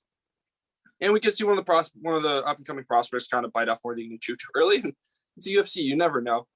And then we have 2 other contending fights. I don't know much about the Bilal Muhammad and Brady fight, but legit fighters. That'll be a good show. And then Beneil Dariush, who is a legitimate lightweight contender again. He'll fight Gamrot. So you have a couple legit contender fights that should be just good expedition of the sport. Then you have kind of an exciting, we'll see what happens, Jan and O'Malley fight. And then the title fights for the 2 best divisions in the sport. That's UFC 280. Everyone in the MMA community is freaking out. The community I am trying to cram my way into. Guys, old fights are freaking fun. If you have like an hour, Sam knows this was my routine at Bowdoin for a while. I'd get ready for bed. I'd sit down and watch a 30-minute title fight. Fantastic. Been watching John Jones fight recently. I highly encourage anyone, if you want to just wet your feet on the sport, watch UFC London this weekend. It's free. It's on ESPN. It's during the daytime on Saturday. Easy. And then if you're like me and you're a sucker for this crap, you'll start dropping $75 on pay-per-views and Venmoing your roommate every Saturday for it. But we have some absolute potential classics coming up. One of the great cards we've ever seen that I am going to try to get a college football game rescheduled so I can watch. But that won't work. Anyway, that's my UFC rant. I'm sorry I went a little long. I'm really juiced up on this stuff right now, and I needed an audience to speak to it about. I hope this helps gain the sport one extra fan, but it will be electricity in those buildings in the upcoming months. Thank you, Mike. So I that was a full 5 rounds right there. Went the distance. True. So I Googled Patty the Batty early on in your segment. Why does he look like Roderick from Diary of the Wimpy Kid? I don't know, dude, but it's great. Like, he's one of the guys that you really hope ends up actually, because he's kind of still the prospects phase. You hope ends up being really good, because the more we get him on bigger stages, the better the content's going to be. He's not quite to the mold, but the persona's McGregor-esque, which is just great. It's the teabagging quote. I'm not going to try the accent because it would be brutal, but the accent makes it so phenomenal. The way he throws lad in there, like, look it up. It's great. He's fun. I'm so excited for that fight just because I want to see what happens if one of the guys finishes the other. If it goes to the decision, it's going to be terrible. All right, Sam, you've been waiting to do it. Let's talk about our Arsenal FC. The home of Matt Turner, the American. Yes. Sam Kroenke spending money on the club. We lead the world in money spent this transfer window. Don't talk to me about owners spending money, Sam. We'll get there. We'll get there. I'm sorry. I don't want to tease you, Andrew. I will say, so Arsenal's been on the preseason tour in America. Been watching some games. Wow. You just look good. Like, the pure just quality, the technical ability of some of the players. We haven't had a technical striker like Gabriel Jesus since like I don't even know, like Van Persie. And we don't speak about Van Persie. It's the snake he left us for Manchester United. We don't rock with that. We don't talk about him. We don't talk about Van Persie. Matt Turner had a rough start. It was a 5-3 game, but he only one of the goals he probably could have done something about. So I'm never going to blame him for that. Nope. Goals are going to get scored in soccer. He went 7 for 8 on saves, and everyone only talks about the one, right? As exactly. The goalie, it's a thankless job. He bounced back early in the season. I mean, he got more minutes against Orlando City and was brilliant. He played very well, distributed well at the back. The team just looks good. I've never been more excited for an Arsenal season. I don't think ever. Yeah, exactly. Andrew. I've never been this excited. So, and that's the other thing. So, you guys might actually enjoy this. You know how there's like the All or Nothing series. You've been talking about this. They've done it with different teams in the past. I think it started with football and then they moved it to soccer, maybe. It was Arsenal this past year, and Arsenal last season is going to be perfect television. You're not even gonna have to be a soccer fan to enjoy. It's gonna be like Ted Lasso. That's a high bar. That's a Arsenal started. Hear me out. Arsenal started the season off by not winning 3 games, not scoring goals, and letting in 9. It was terrible. Then in January, they proceeded to strip their best player of the captaincy and let him walk to Barcelona for free. They then went on an absolute tear. Were touted as they were going to maybe even finish 3rd. And then we lose to Newcastle, we lose to Tottenham, and we lose to Brighton, and we bottle Champions League. It's going to be perfect. We're going to get made fun of. There's going to be so many Twitter sound bites that I'm going to be kicking myself for in 5 years, but it's going to be fantastic. I think everyone can appreciate it a little bit. So, Sam, to that point, that actually makes me kind of want to tune in, because I remember one of the All or Nothing seasons was the Cowboys, and it was the year, I'm not going to remember the year, but they had the playoffs like basically all but locked up and epically collapsed in some fashion they absolutely shouldn't have. And as a Cowboys hater, it was so satisfying to get an inside look at just the misery these players were going through as they scorched a season that they shouldn't have made the playoffs on. It was fantastic television. They're like, oh, like, guys, like by the last season, they were just playing for pride, and it was so great. It was awesome. So I could definitely see how that will produce a fireworks show or two. So the season starts August 5th. The first episode of this drops August 4th. So mark it on the calendars. It should be fun. It has now been marked. In the Formula One world, we've had a very weird season. Last year, even you guys heard about the showdown in Abu Dhabi between Red Bull's Max Verstappen and Mercedes' undisputed GOAT Lewis Hamilton. And I'm not going to revisit that. I rewatched that race on the plane on the way back, just to see if it was going to be more fun the second time around. I recently got paid and treated myself to a F1 TV Pro subscription. So it has all the race replays from the last 5 years. So I've been kind of doing what you've been doing with UFC, Mike. But it brought me pain, and I'm not going to talk about it again. But we heard in the off season, Ferrari, who's been historically good, but they could never seem to get out of their own way. They're going to be good this year. Like, they're finally back in the title fight. We knew Mercedes would be back. We knew Red Bull would be back. And we come in, and Mercedes just built this absolute tractor of a race car. And they've been working on it, and it's getting better. And it looks like this is really one of the first weekends where they could actually fight for a win, which is very good. Because in F1, it really is more about the car than the drivers. But the funny thing is everyone's like, Ferrari's got the fastest car, and they do. But they don't. First of all, they only hire like people from Italy because they're so like caught up in being like Italy's team. They don't listen to outside support. It's always, this is how we've done it. This is how we're going to continue to do it. So like 2 races ago, they had perfectly set themselves up to finish 1-2. In F1, that's like a big thing because that's a lot of points, and the points drop off between first and second is big. So if you finish 1-2, that's a big stamp. And literally, they're going to do it. And there's a safety car, and the clear and obvious thing is to pit both cars. And for some reason, Ferrari was too busy deciding if they were going to pit both cars that their driver, Charles Leclerc, who's the championship leader, or was the championship favorite, drives past the pit lane entrance before they tell him what to do. This, in the Monaco Grand Prix, his home Grand Prix, he drives into the pit lane entrance because they tell him to pit. And as he's pulling up to the box, they go, "Never mind, stay out." And you can hear him yelling, look up, I'm here." And it's terrible. They were going to 1-2 last week in Austria. Literally, one of their engines blew up inside the car. I've never seen that happen. The engine blew up in the car, and the driver had to like climb out. The car's like rolling down a hill in flames, and Carlos Sainz is like fighting for his life. And Ferrari just doesn't care because they're terrible. And they finally designed this like feat of engineering, and they just can't do shit with it because they don't know how to be human beings. Like, I've been watching F1 for like a year and a half, and I'm like, oh, they should pit both Charles Leclerc and Carlos Sainz right now. And the Ferrari pit bosses are like, oh wait, it's too late.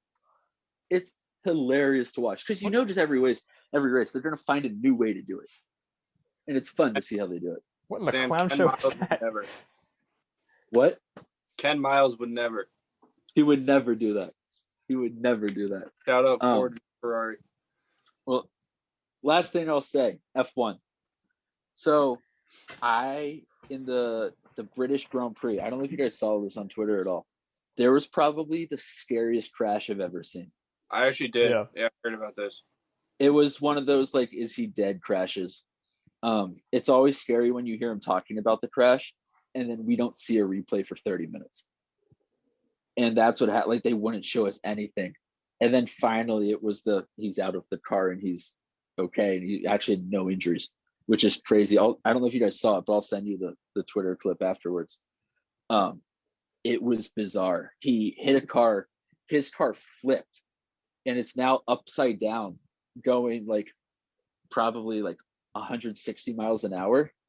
And the way the F1 tracks are built is, so there's the straightaway, and then on turn 1 in England, it goes to the right. His car goes straight on the straightaway, and it's all gravel around the track to slow the cars down so they don't hit the barrier. Well, that only works if you have 4 tires creating enough friction to slow the car down. He was upside down, so all he had was like the tiny like sliver on top of the car.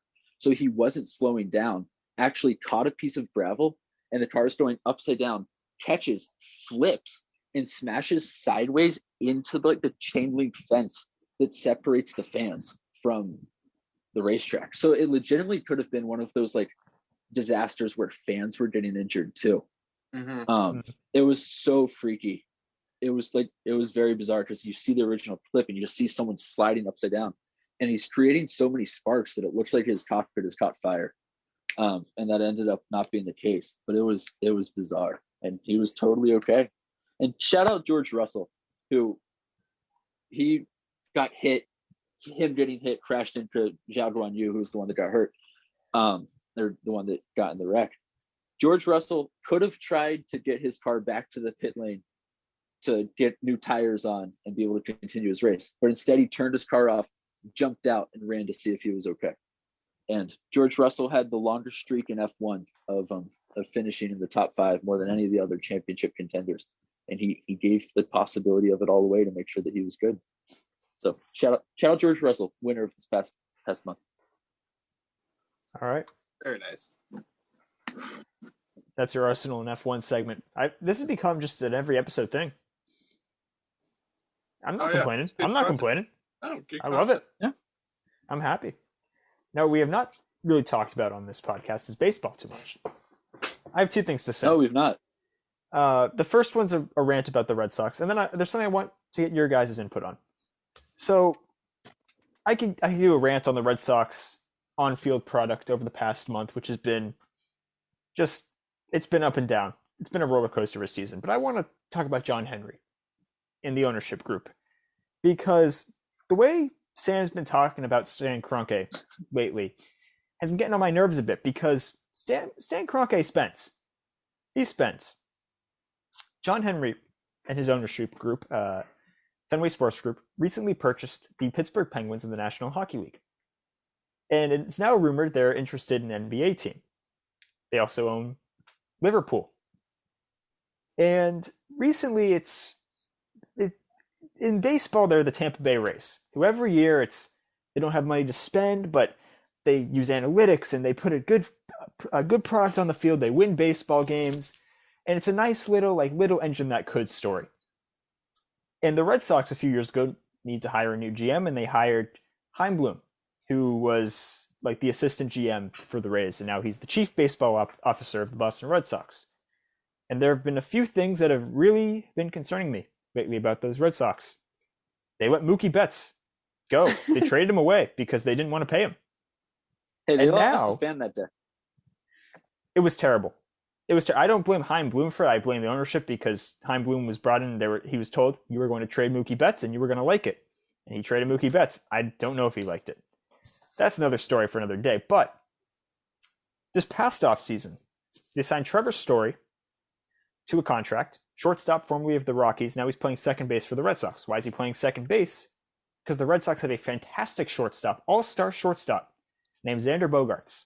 Now he's going to be a free agent this upcoming offseason. And for some reason, it appears they don't want to pay him. It appears they brought in Story to play second base for this year, let Xander Bogaerts walk in free agency, then move Story over to shortstop. And you're thinking, well, okay, I don't like that. Well, but surely they're going to sign Rafael Devers, all-star starter, hit third in the All-Star game. He's hitting, let's bring up some stats here. He is hitting .324, 22 home runs, 55 RBIs, leads the league in hits. He's up there in total bases this year. And he's due for a big contract extension. Could have been done this past offseason, but hey, they have time. But what is his wins above replacement? His wins above replacement, Sam, is 4.1. Now, I'm going to pull up the leaders for this year. That is good for tied for 5th in Major League Baseball. That's very good. Now, that's really good, right? I mean, the analytics people, we love WAR, wins above replacement. So you're thinking, okay. Big WAR guys. But there's a slight worry here because Rafael Devers has referred to Xander Bogaerts on pretty much every occasion as an older brother and a dear friend. And so they let Mookie Betts go. It feels like they want to get rid of Xander Bogaerts. It doesn't seem like they want to pay Rafael Devers. They have all of their big contracts pretty much coming up off the books after this season. And it feels like, and this is not just me, this is a lot of Red Sox fans, feels like ownership, John Henry, they might want to run this team like the Tampa Bay Rays, where they don't spend, they put players on the field, and they win baseball games. Now, when was the last time the Tampa Bay Rays won a World Series? Go. They haven't. They've won jack squat. In fact, they got to the World Series a few years ago against the Dodgers. Game 6, they had Cy Young Award winner. I think it was the year before this year actually. But the Rays are in the World Series. Game 6, Blake Snell is dealing. But there's something known in baseball as third time through for starting pitchers. Third time through the order, they become the hitters figure out what the pitcher's doing, what he's throwing, and all of a sudden the pitchers aren't as effective. And so Blake Snell, who down 3-2 in the World Series is putting the team on his back, gets pulled in a tied game. Or I think they're up 1-0 at the time. I think they're up. They're up 1-0. Gets pulled. And I've never seen an entire sports fan base turn on a team so fast, because that was one of the worst managerial decisions I've ever seen. And the worst part about it was the manager probably didn't even make the decision. It was probably a call from the front office saying, hey, we got our analytics, take him out. And I'm worried that that's what the Red Sox are becoming. I am very, very worried, because especially in baseball, like, the product is the players on the field. It's not the teams. It's the players on the field. You go to watch Rafael Devers hit. You go to watch David Ortiz hit. Right? You go to watch Clayton Kershaw pitch. That's what you do. You don't go, like the Boston Red Sox, who cares if they win 90 games if they're never going to win a World Series, and if they have a bunch of no-name guys who only hit home runs, strike out, and walk. Now, how old is Bogarts, Andrew? So Bogarts, I believe, currently is 29. So is that a thing where, like, because no one wants to be in the, we just gave a guy who's about to be on the wrong side of 30 like an 8-year $500 million. So here's the thing: he's not going to that's not what he's going to be.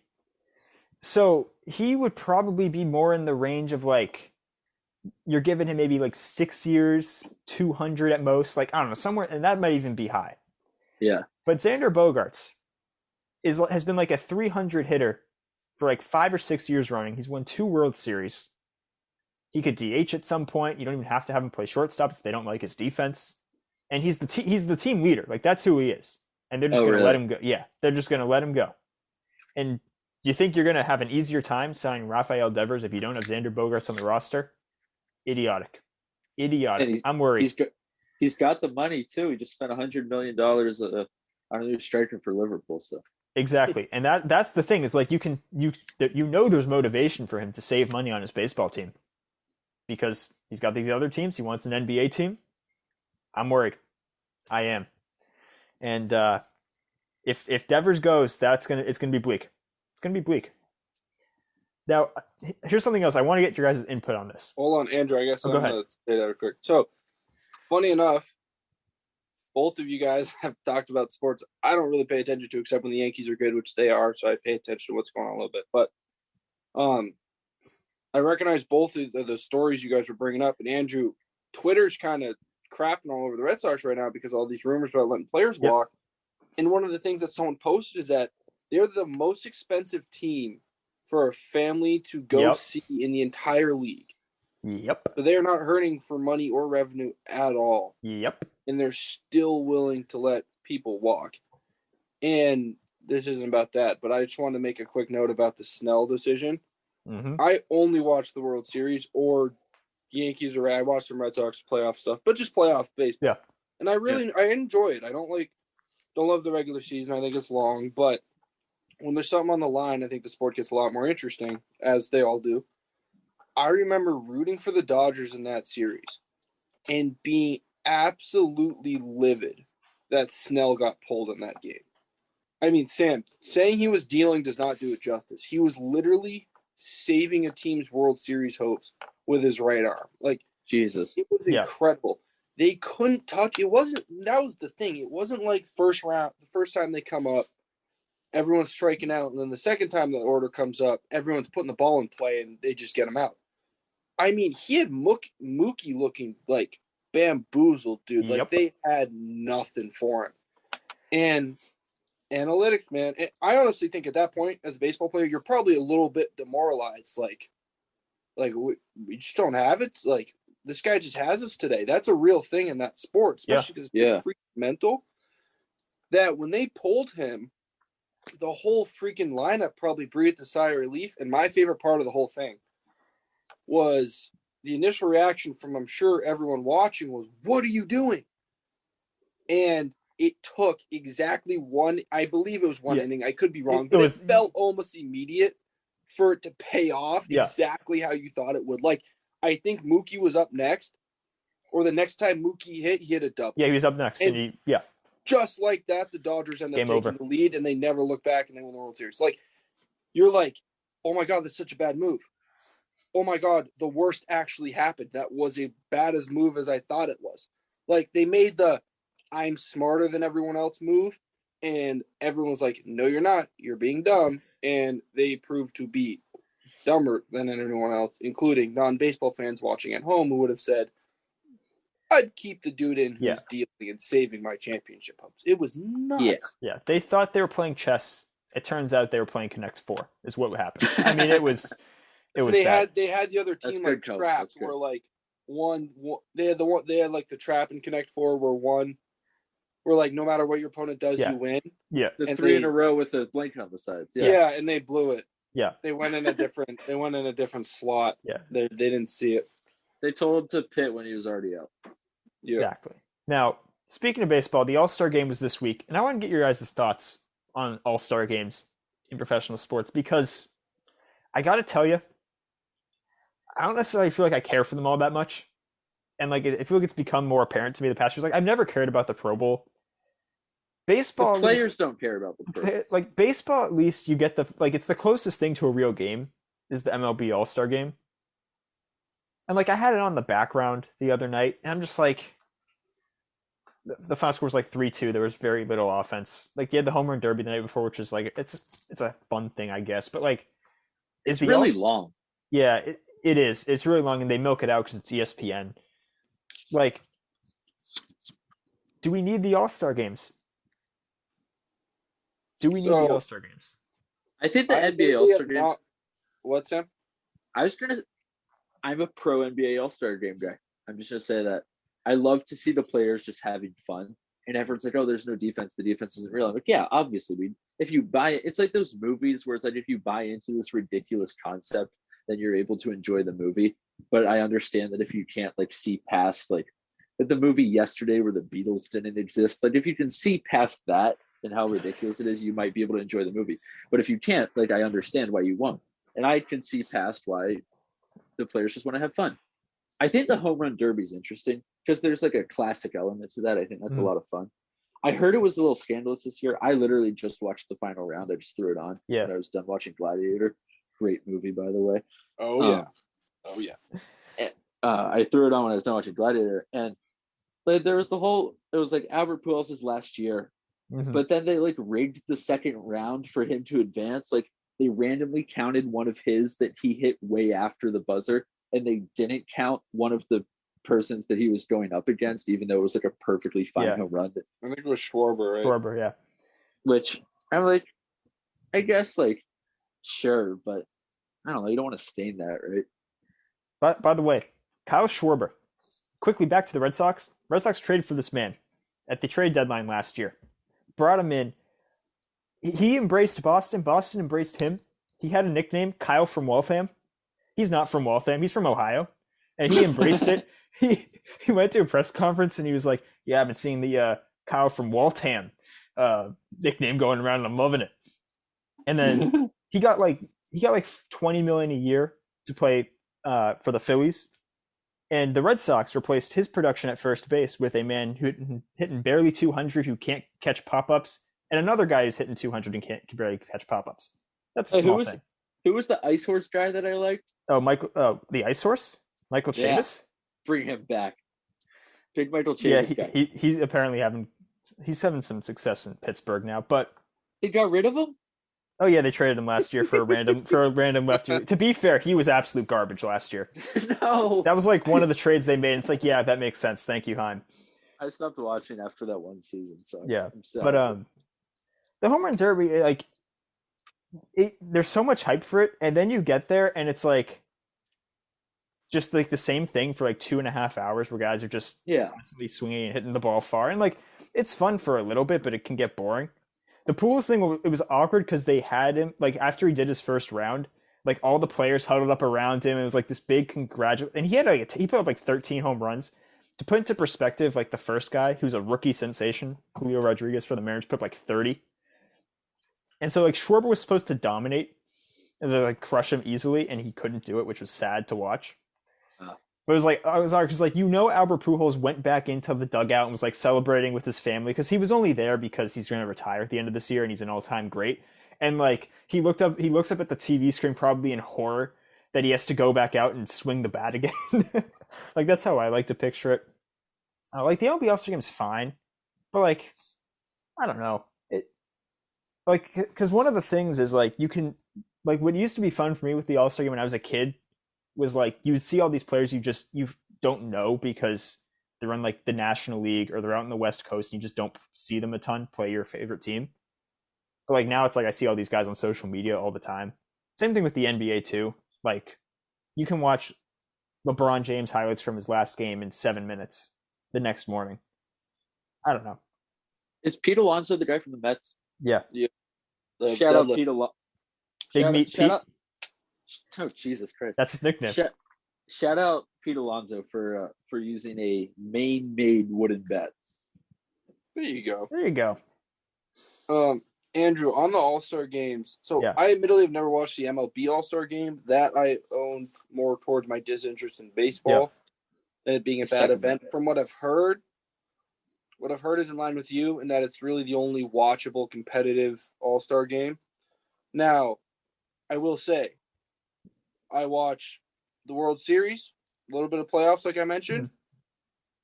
Unfortunately, I did not get to this year, but I have tuned in almost every year for the past 3 or 4, maybe even 5 years for the Home Run Derby. I love it.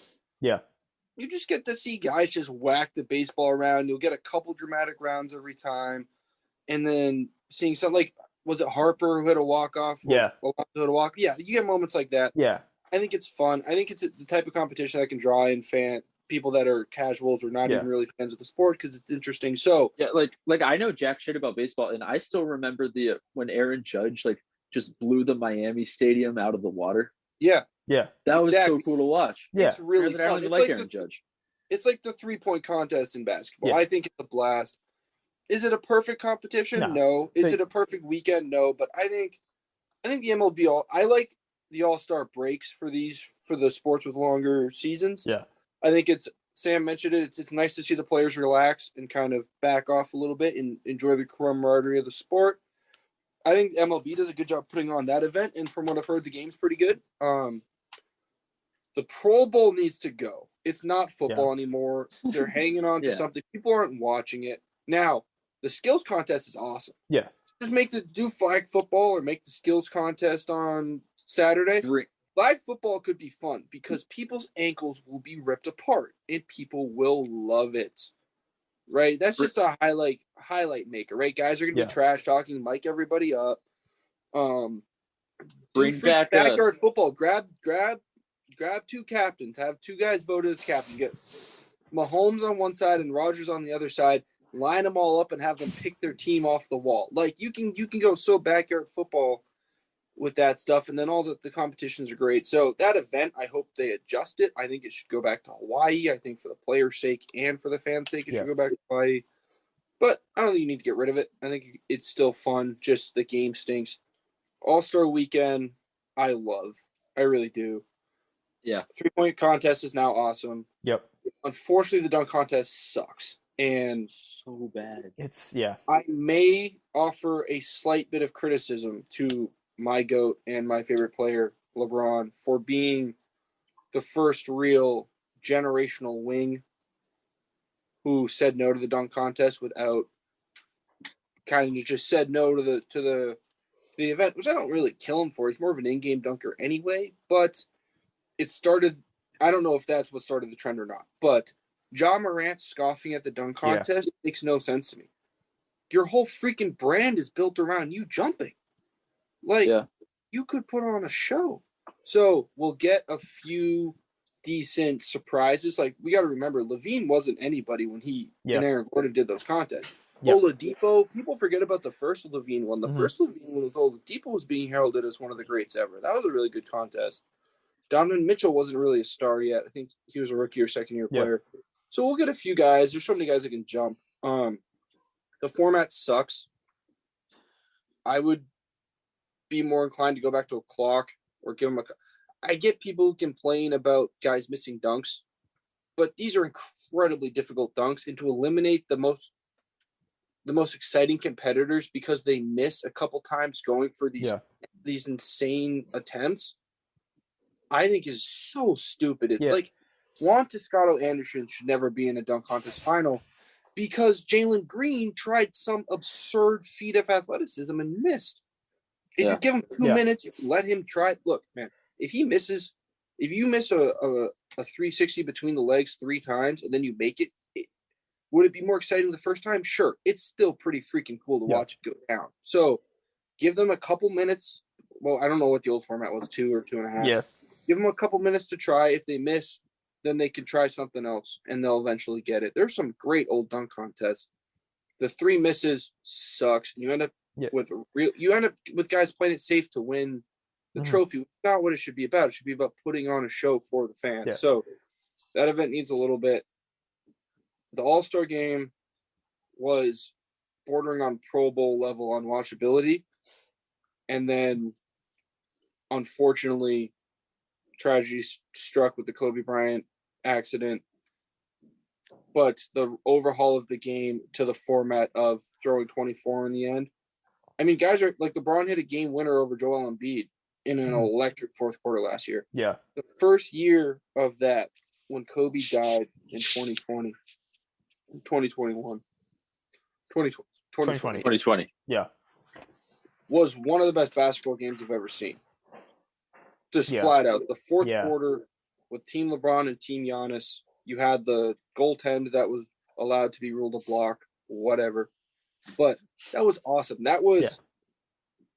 and I know it used to be like this, but that was the best players on the planet playing with everything they had to win the basketball game against the other half of the best players on the planet. And it was Yeah. awesome. And it wasn't quite as intense last year, but it was pretty close. And then in between, you get a lot of the fun stuff about basketball. You get Steph hitting 16 threes. You get various alley-oops and player connections and stuff like that. And you get to see the guys joke around and have a good time. And then because of the new format, I think 2 years ago it was kind of a blowout, so no one cared. But because of the new format, they really lock in and play ball the last quarter, and it gets really high-level basketball and really fun. So NBA and MLB, maybe some tweaks here or there, but I think they need to stay. NFL needs an overhaul, but I'm a fan of the All-Star competitions in general. I think they should stick around. I think it's fun for the fans. I think it's a blast for the players. So one of my favorite Reddit posts of all time is someone talking about the Olympics. And they're saying, what if the Olympics were you didn't train for them? And it was like jury duty, where you would just randomly get called and be like, oh, Mike Randall from Deering, you're bobsledding this year. Like, it's like that. What if they did an NBA thing like that for the dunk contest? And one year you get like the Nikola Jokic versus Peyton Pritchard dunk contest, and you just have to bite the bullet. But then one year, maybe it's like sad and it's like, oh, it's Jabari Parker versus Ja Morant. But then sometimes you just get these worldly matchups, but it's so random and fun. I think there's merit to that. I think Adam Silver should look into this. So Sam, people have thrown this around before, and a little torn on it. If the dunk contest keeps getting worse, they should go to this. There are some pro dunkers who put on epic dunk shows. Just kind of regional, I know, but contest. It takes away a little bit from the NBA allure to it, but if you want to put on a good show. I don't know, like I think back to like the year where they couldn't get anybody to do the dunk contest, and like Derek Jones Jr., who was in the G League at the time, had to come do it, and I think he won. Where it's like, I think part of the fun of it though is supposed to be like you're getting these guys who you've actually watched, like you watch them play basketball at this high level, and now they're just going to do freakishly athletic things for 20 minutes.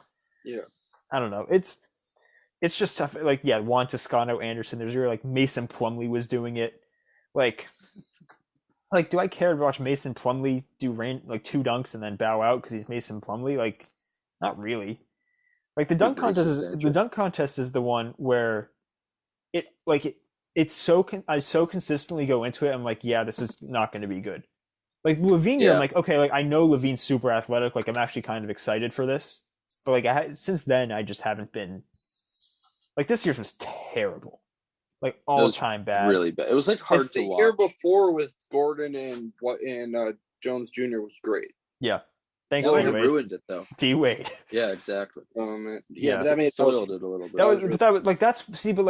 Because it's the dunk contest, it's All-Star Week, it's supposed to be fun and lighthearted. Like that stuff is hilarious and awesome to have. But like that's because you're at least talking about. Like I do not remember a single thing from this most recent dunk contest. No, the exception of it being terrible. It's like it was one of those where it's like you watch like, okay, something has to change because this just you can't keep doing it. Also, the thing with like the misses is like it doesn't like what counts as an attempt versus not, and so like guys won't actually make an attempt, and then you're sitting there for 10 minutes waiting for them to get through their 3 attempts. Yeah, the 3-point contest with the Timberlands is the only thing I remember, and purely because it was incredibly stupid. Yeah. It was so bad. Like the 3-point contest is what I tune in for now. They made it a whole thing. Skills contest is no one watches it, but it's hilarious. If you do, it's a good like 10 minutes. Like it's that one of my favorite all time NBA like low key NBA All-Star Weekend moments was, I think it was what 2020 I think. That sounds right. Because so Sabonis won the skills competition, and he goes up there after, and like there's the reporter, and they start asking Sabonis questions, and like one of them is like, "Who is this for?" And he's like, "Huh? Like what?" Like trying to like hype up the skills. It was hilarious. My brother and I were like dying for 5 minutes. Like, did the reporter really just ask Sabonis who is this for? Like, he just won the NBA title. Oh my god! But all right, I think is it time for Sam's send off by Sam? You can send us off. Send us off, Sam. After a quick episode, Yeah. real efficient. So I've been on a bit of a movie kick recently. Oh, I'm getting into that. I'm ready for this. You've gotten a lot of these texts. Sam and I have been going through a movie kick together, I would say. We've been sending recommendations back and forth. And there's this app called Letterboxd, Mike. I don't know if you're on it. I'm not. So it's like movie social media, but they have a thing where you can rate all the movies you've seen out of stars. So it's 5 stars and there's half stars. And my thing is, I'm not going to rate every movie that I've seen, because I feel like you can get a point where there's so much, like there's such a gap in between the worst movie I've seen and the best movie that I've seen, that like the difference between like 1 and 2 stars isn't necessarily the same as the difference between 3 and 4 stars. Mm-hmm. So to be on my list, it has to be like a movie that I rate very well. Does that make sense? Yeah. Yep. So for me, my thinking is 2 stars is like, that was good. And anything above 2 stars is obviously like you're doing something right. So give us an example. What's a 2 and what's a 5? So I don't want to spoil it. I was going to go through. Oh no, right, go ahead. Go ahead. I was just okay. Curious. So I don't have any, and so keep in mind, it is a combination of how much I like the movie compared to how good the movie actually is. I would say it's weighted in the same way that we evaluate NBA players. So how much I like the movie is their offensive production, and how good the movie actually is like a film bro critique. That's how much we value their defensive So production. like a terrible movie would be like Donovan Mitchell. Like for example, Bradley Beal, he might be like 3 stars. Okay. Is that fair? Okay. And LeBron would be like 2 on a good day. But then also there could be someone like, I'm trying to think, like who's a really good NBA player a really good defensive NBA player? Rudy Gobert. Like Rudy. I might give Rudy Rudy's probably like a 3 as well, but for a different reason. Like I can understand that this is a very good movie, but it didn't click with me. So, there's also a heart feature where you can say, like, I especially liked this movie, regardless of what stars I gave it. Got it. So I only have 2 3-star movies. They are Capote with Philip Seymour Hoffman. I don't know if you've seen it. It's really good. A nice journalism movie. In The Internship with Owen Wilson and Vince Vaughn. And that movie gets a heart because it is peak television. I don't know if there's a movie I've ever watched more than that movie, to be honest. Moving on to our 3.5 stars. We've got more of these. 3:10 to Yuma. Mike, that was a fantastic recommendation. I love that movie. I had so much fun. I want to rewatch it already. Great movie. The Big Short. Yep. Fantastic. Those are similar caliber movies. I like that. The new Top Gun. Okay. Oh, okay. Yeah. I just thought you just feel cool watching it. I'm okay with that. I agree. You do feel cool watching it. And I put Inglourious Bastards in that category as well. Okay. It could be higher. It could be lower. I like it a lot. I thought it fit best with these movies. Okay, that's fair. Moving on to our 4 stars. Animal House. Unfortunately, I've not seen it. Oh, we're watching. That's the first movie back. It's really good. We have like 5 movies that we said were going to be like the next movie we watched. It legitimately might be the best comedy ever made. It's either that or the other comedy I have on this list, besides The Internship, obviously. Then I have Butch Cassidy and the Sundance Kid. I had to give the old heads their credit. I actually really liked it. 1969, but it's really good. I watched it with my grandma. Christmas Vacation, 4 stars. Classic. Okay. It's Okay. really good. I think it's the I like best it. vacation I like that movie. movie. I haven't seen it. Rush, a nice F1 movie with Chris Hemsworth and Daniel Bruhl. It's Okay, really is it that good though? I haven't seen it. So I'm asking. It is that good. It's that good. It's like Ford v Ferrari. How does it stack up? equal. Okay, Equal. I I think will watch. Yeah, it's really good. Lincoln, Mm. Daniel Day-Lewis. I'm a little biased. I had to do a project on it, so I watched it like 4 times in a weekend, but I never got bored with it. So I thought that I was like, oh, this speaks something for it. Argo with Ben Affleck, really good. Ben Affleck. A real Massachusetts man. Continuing our 4 stars, we have The Usual Suspects. This was a movie at one point that was in my top 10 of movies I've ever seen. It's really good. You don't know where it's going. I wish I could watch that movie for the first time again. It's one of those. Ford v Ferrari, 4 stars. I had a blast watching this. This was so fun. Mike, this might have been your best recommendation. I knew you would like that one. That's a great movie. I The don't know if ending's it's sad. I don't know if it's better than 3 Ton to Yuma or The Big Short, but it's it's that caliber. It's very good. The scene when he locks him in the office and then he puts it, beautiful. Beautiful, beautiful, beautiful. The have you ever seen the Shelby Cobra car that Ford still makes? No. It's beautiful. They're like $1 million, but they're beautiful.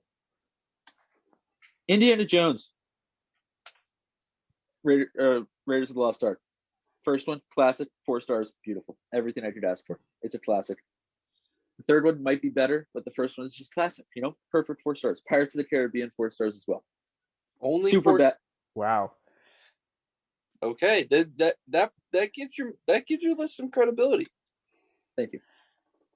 Super bad, 4 stars. Okay. Yeah, okay. Now we get scandalous. Good Will Hunting. People will say this is a top 5 movie ever made. I give it 4 stars because I can appreciate that this is a very good movie. Okay. But also, I've never been like, you know what movie I really want to sit down and watch right now? I want to watch Good Will Hunting. Like, I've never had that calling, and I think there's the rewatchability factor is important here. Call me crazy. Okay. I have Goodfellas in a similar category to that.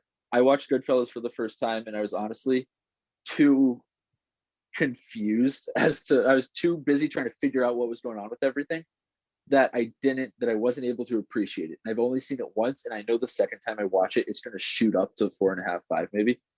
Okay, Sam. I have not seen Good Will Hunting, so I would accuse myself from that. I've heard it's one of the great movies ever. You gotta have an argument to not have Goodfellas as a 5. I know. It's literally that, man. That's a fucking banger of a movie. Sorry. And my argument is made it through. No, you're good. Great It's okay. movie. Great movie. It's okay. My argument is ignorance. I'm going to watch it again and it's going to shoot up. Okay. So we're going to go unranked for now. Okay, that's fair. We've Dunkirk at 4 stars. I loved that. I haven't seen that one. Very good movie. I just watched it. Great movie. Unlike anything I'd ever seen. It was awesome. I'm currently actually reading a book by Malcolm Gladwell. It's called The Bomber Mafia. It's about like how there were like different bombing strategies in World War II. So this was right up my alley for that. But it's really good. I would recommend the book and the movie. It's a very creatively directed and shot movie. It's really good. I would agree. I Forrest Gump at 4 stars as well. It's probably one of the best movies I've ever seen in terms of how it's made. But once again, I'm like, I don't know. It emotionally wrecks you at the end, and you're like, I don't know if I want to watch Forrest Gump again. Like, it does. It's a better movie than Dunkirk, though. That's fair. Whiplash, 4 stars as well. That's the last 4-star movie. Oh yeah, that's a good movie, dude. Very underrated. No one talks about Whiplash. Very under the acting, the 2 acting performances from oh my god, why I'm forgetting it's Miles Teller and J.K. Simmons. Yes, Simmons. Simmons is fantastic. in that. Like, phenomenal in that movie. So now we're into the top 10. Okay. We have 6 4.5 stars, and we have 4 4 stars. Okay. I'm gonna go through the 4 or 5 stars. Yeah, Okay. 4 or 5 stars. Good catch, Cohen. I'm gonna go through the 6, and then you're gonna guess. Does that work? What do you Okay. mean? Should be. You got to I'm gonna guess go your through- top 4. You're gonna guess the top 4. Okay, sure. I think you can do it. 4.5 Gladiator with a heart next to it. Okay. I love it. I rewatched it. It's so rewatchable. It's a great movie. It's one of those where my like for it is probably higher than where the movie actually is as a movie. But No, Goodfellas is better. Like you, Yeah. and I think you'll catch that when you rewatch it. But Goodfellas is a better movie. Not to knock Gladiator. okay, Lord of the Rings: The Return of the King. Beautiful. Nothing more needs said. Shawshank Redemption. My first favorite Okay. movie. Another 4.5er. I thought it was going to be a 5-star one. I was gonna say as a 4.5, but we'll see. Yeah. It's a 4.5er. That's a tough one to put at 4.5. The original Star Wars 4.5. A New Hope, Yes, sir. dude. Too low, too high. I'm disappointed with you as a movie fan and a Star Wars fan. Really? You better have Empire as a 5. That shit is not a 4.5. Get the hell out of here with that. Relax. Take it. It's take a deep breath. 3, dude. Michael, 4.5. take a deep breath. 4.5. It's just Luke Skywalker whining the whole movie. Dude, It but you have to sets up this think. great No one had universe, seen but anything like it. It was like as 1978. a standalone, it's not a 4.5. It's just not. Darth Vader's scary as fucking. I'm not. It's a great movie. That's not the argument. We're talking. This is like our NBA all-time great. There's tiers. It is not a 4.5 tier. It's just not. It's like if they've done that movie but better, you know? Oh, Like- that's it. Kobe MJ. Okay, I see where you're getting at. All right, Yeah, continue. I just had to. Okay. The Godfather. I thought it was going to be 5 All right, stars. Sam. That was going to be 5. I had 2 that already. Sam. Okay. A. It's too low. B. It would be bad enough if you had led off with Star Wars and just Yeah, got. I know that timing was But really to put bad. them next to each other is so preposterous. That's a crime. That's a cinema crime. So Anyway. maybe we bump down Star Wars to 4 stars and we up That's Goodfellas to 4.5. You're not getting me above 3. Anyway, keep going. Anyways. Dude, the first time 12-year-old me saw Princess Leia. Love it first sight, man. Keep reading your list. 4.5 is Pulp Fiction. That's 4.5. Okay. Well, you said 3 that I thought were going to be 5 stars. So Pulp Fiction. Did you think Pulp Fiction was 5? I thought he may have gone 5 with it. I only would have said that because he's a Tarantino guy. I'd have it as a 4. Like it, kind of weird. I haven't Great seen movie, it. but I haven't seen it. I think it's I think it's a little high. Okay. It's not Sure. it's not a Godfather tier movie. That's for damn sure. There are 4 more. Okay. Once Upon a Time in Hollywood. That is correct. I That is hope The Dark Knight and I hope Empire. Yeah. you're 3 for 3. Okay. It's a 4.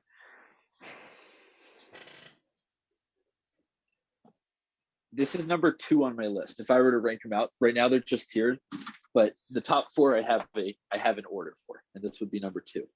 Number 2. Give us a hint because I don't want us to be sitting here for 5 minutes in silence. A proper Boston film. Proper Boston film. Could this be no? DiCaprio. It's a cop. Oh my God, Departed. The Departed. Departed. Beautiful. Okay. 4 for 4. So I go.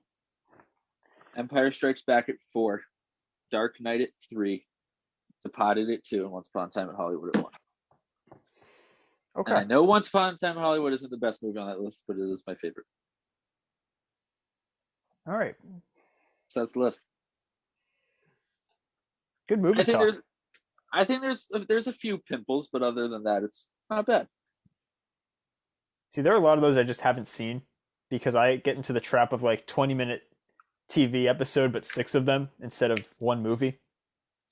I could do that entire list with just sitcoms alone, You can do that entire let list with alone Seinfeld television. episodes. Sam, Of course. Mike, it looks like you've got something to say.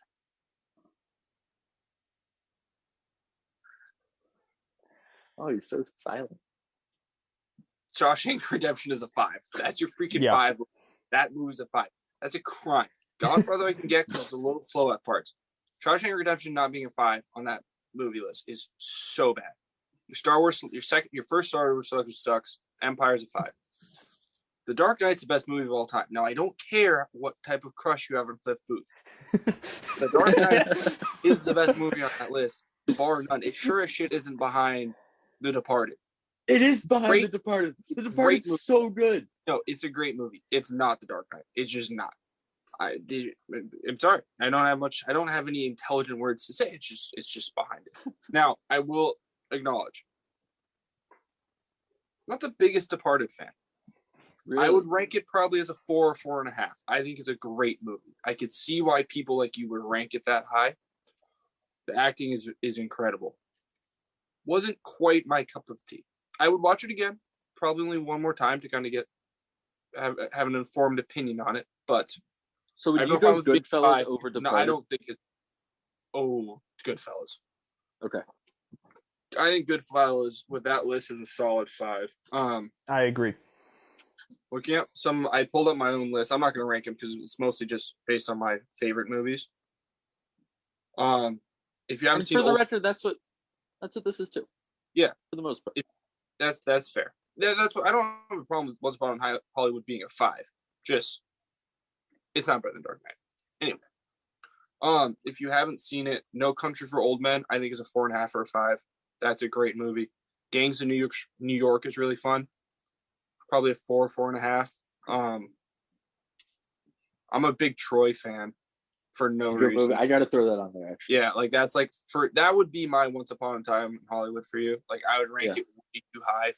Now, Once Upon a Time in Hollywood is a better movie, but I would rank Troy preposterously high for. That's my Star Wars for you.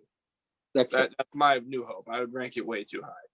Hey man, Wolf of Wall Street is a legit 4.5. That movie's a banger. Yeah, I like the movie talk. Love a good movie talk. Django should have been on the list somewhere. Yes, it should have. Probably in the middle upper tier, but yeah, it's not a good movie talk if you don't have some issues. But overall, I think it's pretty good. The Dark Knight's the best movie of all time. You will not convince me otherwise. All right, how about I rewatch Goodfellas and you have to watch Rush, and then we'll reconvene. I watched Rush. I'll rewatch The Departed too. Okay. Yeah. It's so good. I recently did that too. Also, shout out. And they're like dating the same girl, like they're the same, and then okay. Yeah, it's dope. What were you gonna say, Mike? So Sam texted me about Dunkirk. So I watched Dunkirk, and then I just like ended up on a World War II movie kick. I watched that. I watched The Imitation Game, which is very good. Benedict Cumberbatch is phenomenal. The ending is very messed up. And then I watched The Darkest Hour, where Gary Oldman is he literally is Winston Churchill. Like you probably couldn't do a better job with that. And what was cool was lining up The Darkest Hour and Dunkirk, because the primary conflict at during the time of The Darkest Hour was Dunkirk, which was literally the darkest hour at that point, potentially in English history. So knowing the story of Dunkirk while watching The Darkest Hour made it pretty cool. But I'm a sucker for great acting jobs, and those were a couple with pretty incredible ones. If you guys, Sam, I know you're the history guy, but if you're getting a history kick, those are 2 to watch. All right.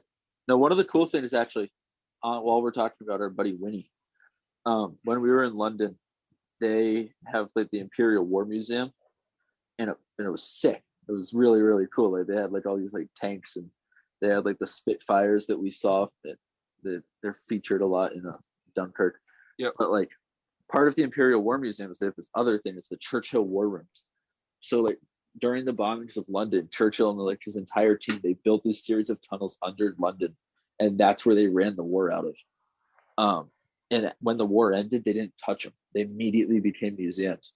So you're like walking in and you still see like all the maps laid out with like the different like armies positioned in different places. And it was really, really cool to see. So this is a little bit off the timeline, but the Darkest Hour includes those, and a lot of the great scenes in the movie, or the climactic scenes in the movie, take place in those the underground bunkers they created. Now, historically a little inaccurate because London wasn't being bombed yet, but I have an idea of what you're talking about now. So to think that that's all still there that's pretty cool. It's legit. That's really cool. Oh, Sam, Lily James is in the Darkest Hour, so Really? might vault it to the top of your list, but Great film. New information has been received. She's a secretary, so don't get too excited, but hey, she's in there. Hey man, it's I'll watch it because I like history. Yeah. You're a historian. I'm a historian. I'm just doing research. Okay. You never know when you need to reference various movies in your history papers. You know. Exactly. Never know. I've referenced worse. All right. Good movie talk. Good Sam send off today. Thank you. One of my favorites. Good episode. Yeah, great episode. Good. Nice and short with the actual like stuff that's going on, and then just a bunch of good talk. I agree. I think this is a Watch great episode. UFC 280. Sam, if you're not at the game, just skip the game and just watch the fights. Like, just do it. Okay. I can watch the fights for you and give you a full recap, Mike. That would be fantastic. October 22nd. 2 p.m. is when the main card starts. Oh, that is. Ooh, October 22nd. I thought I might have something. No, I'm kidding. Sure. I'd watch. Adventure? Hey, man. I think we're going to wrap it up there. Thank you guys so much for listening. We'll be back sometime in the near future with more Courtside. Subscribe if you enjoyed. Leave a like, a review, a comment, whatever. Share it with your friends. Be greatly appreciated. Thanks so much, guys.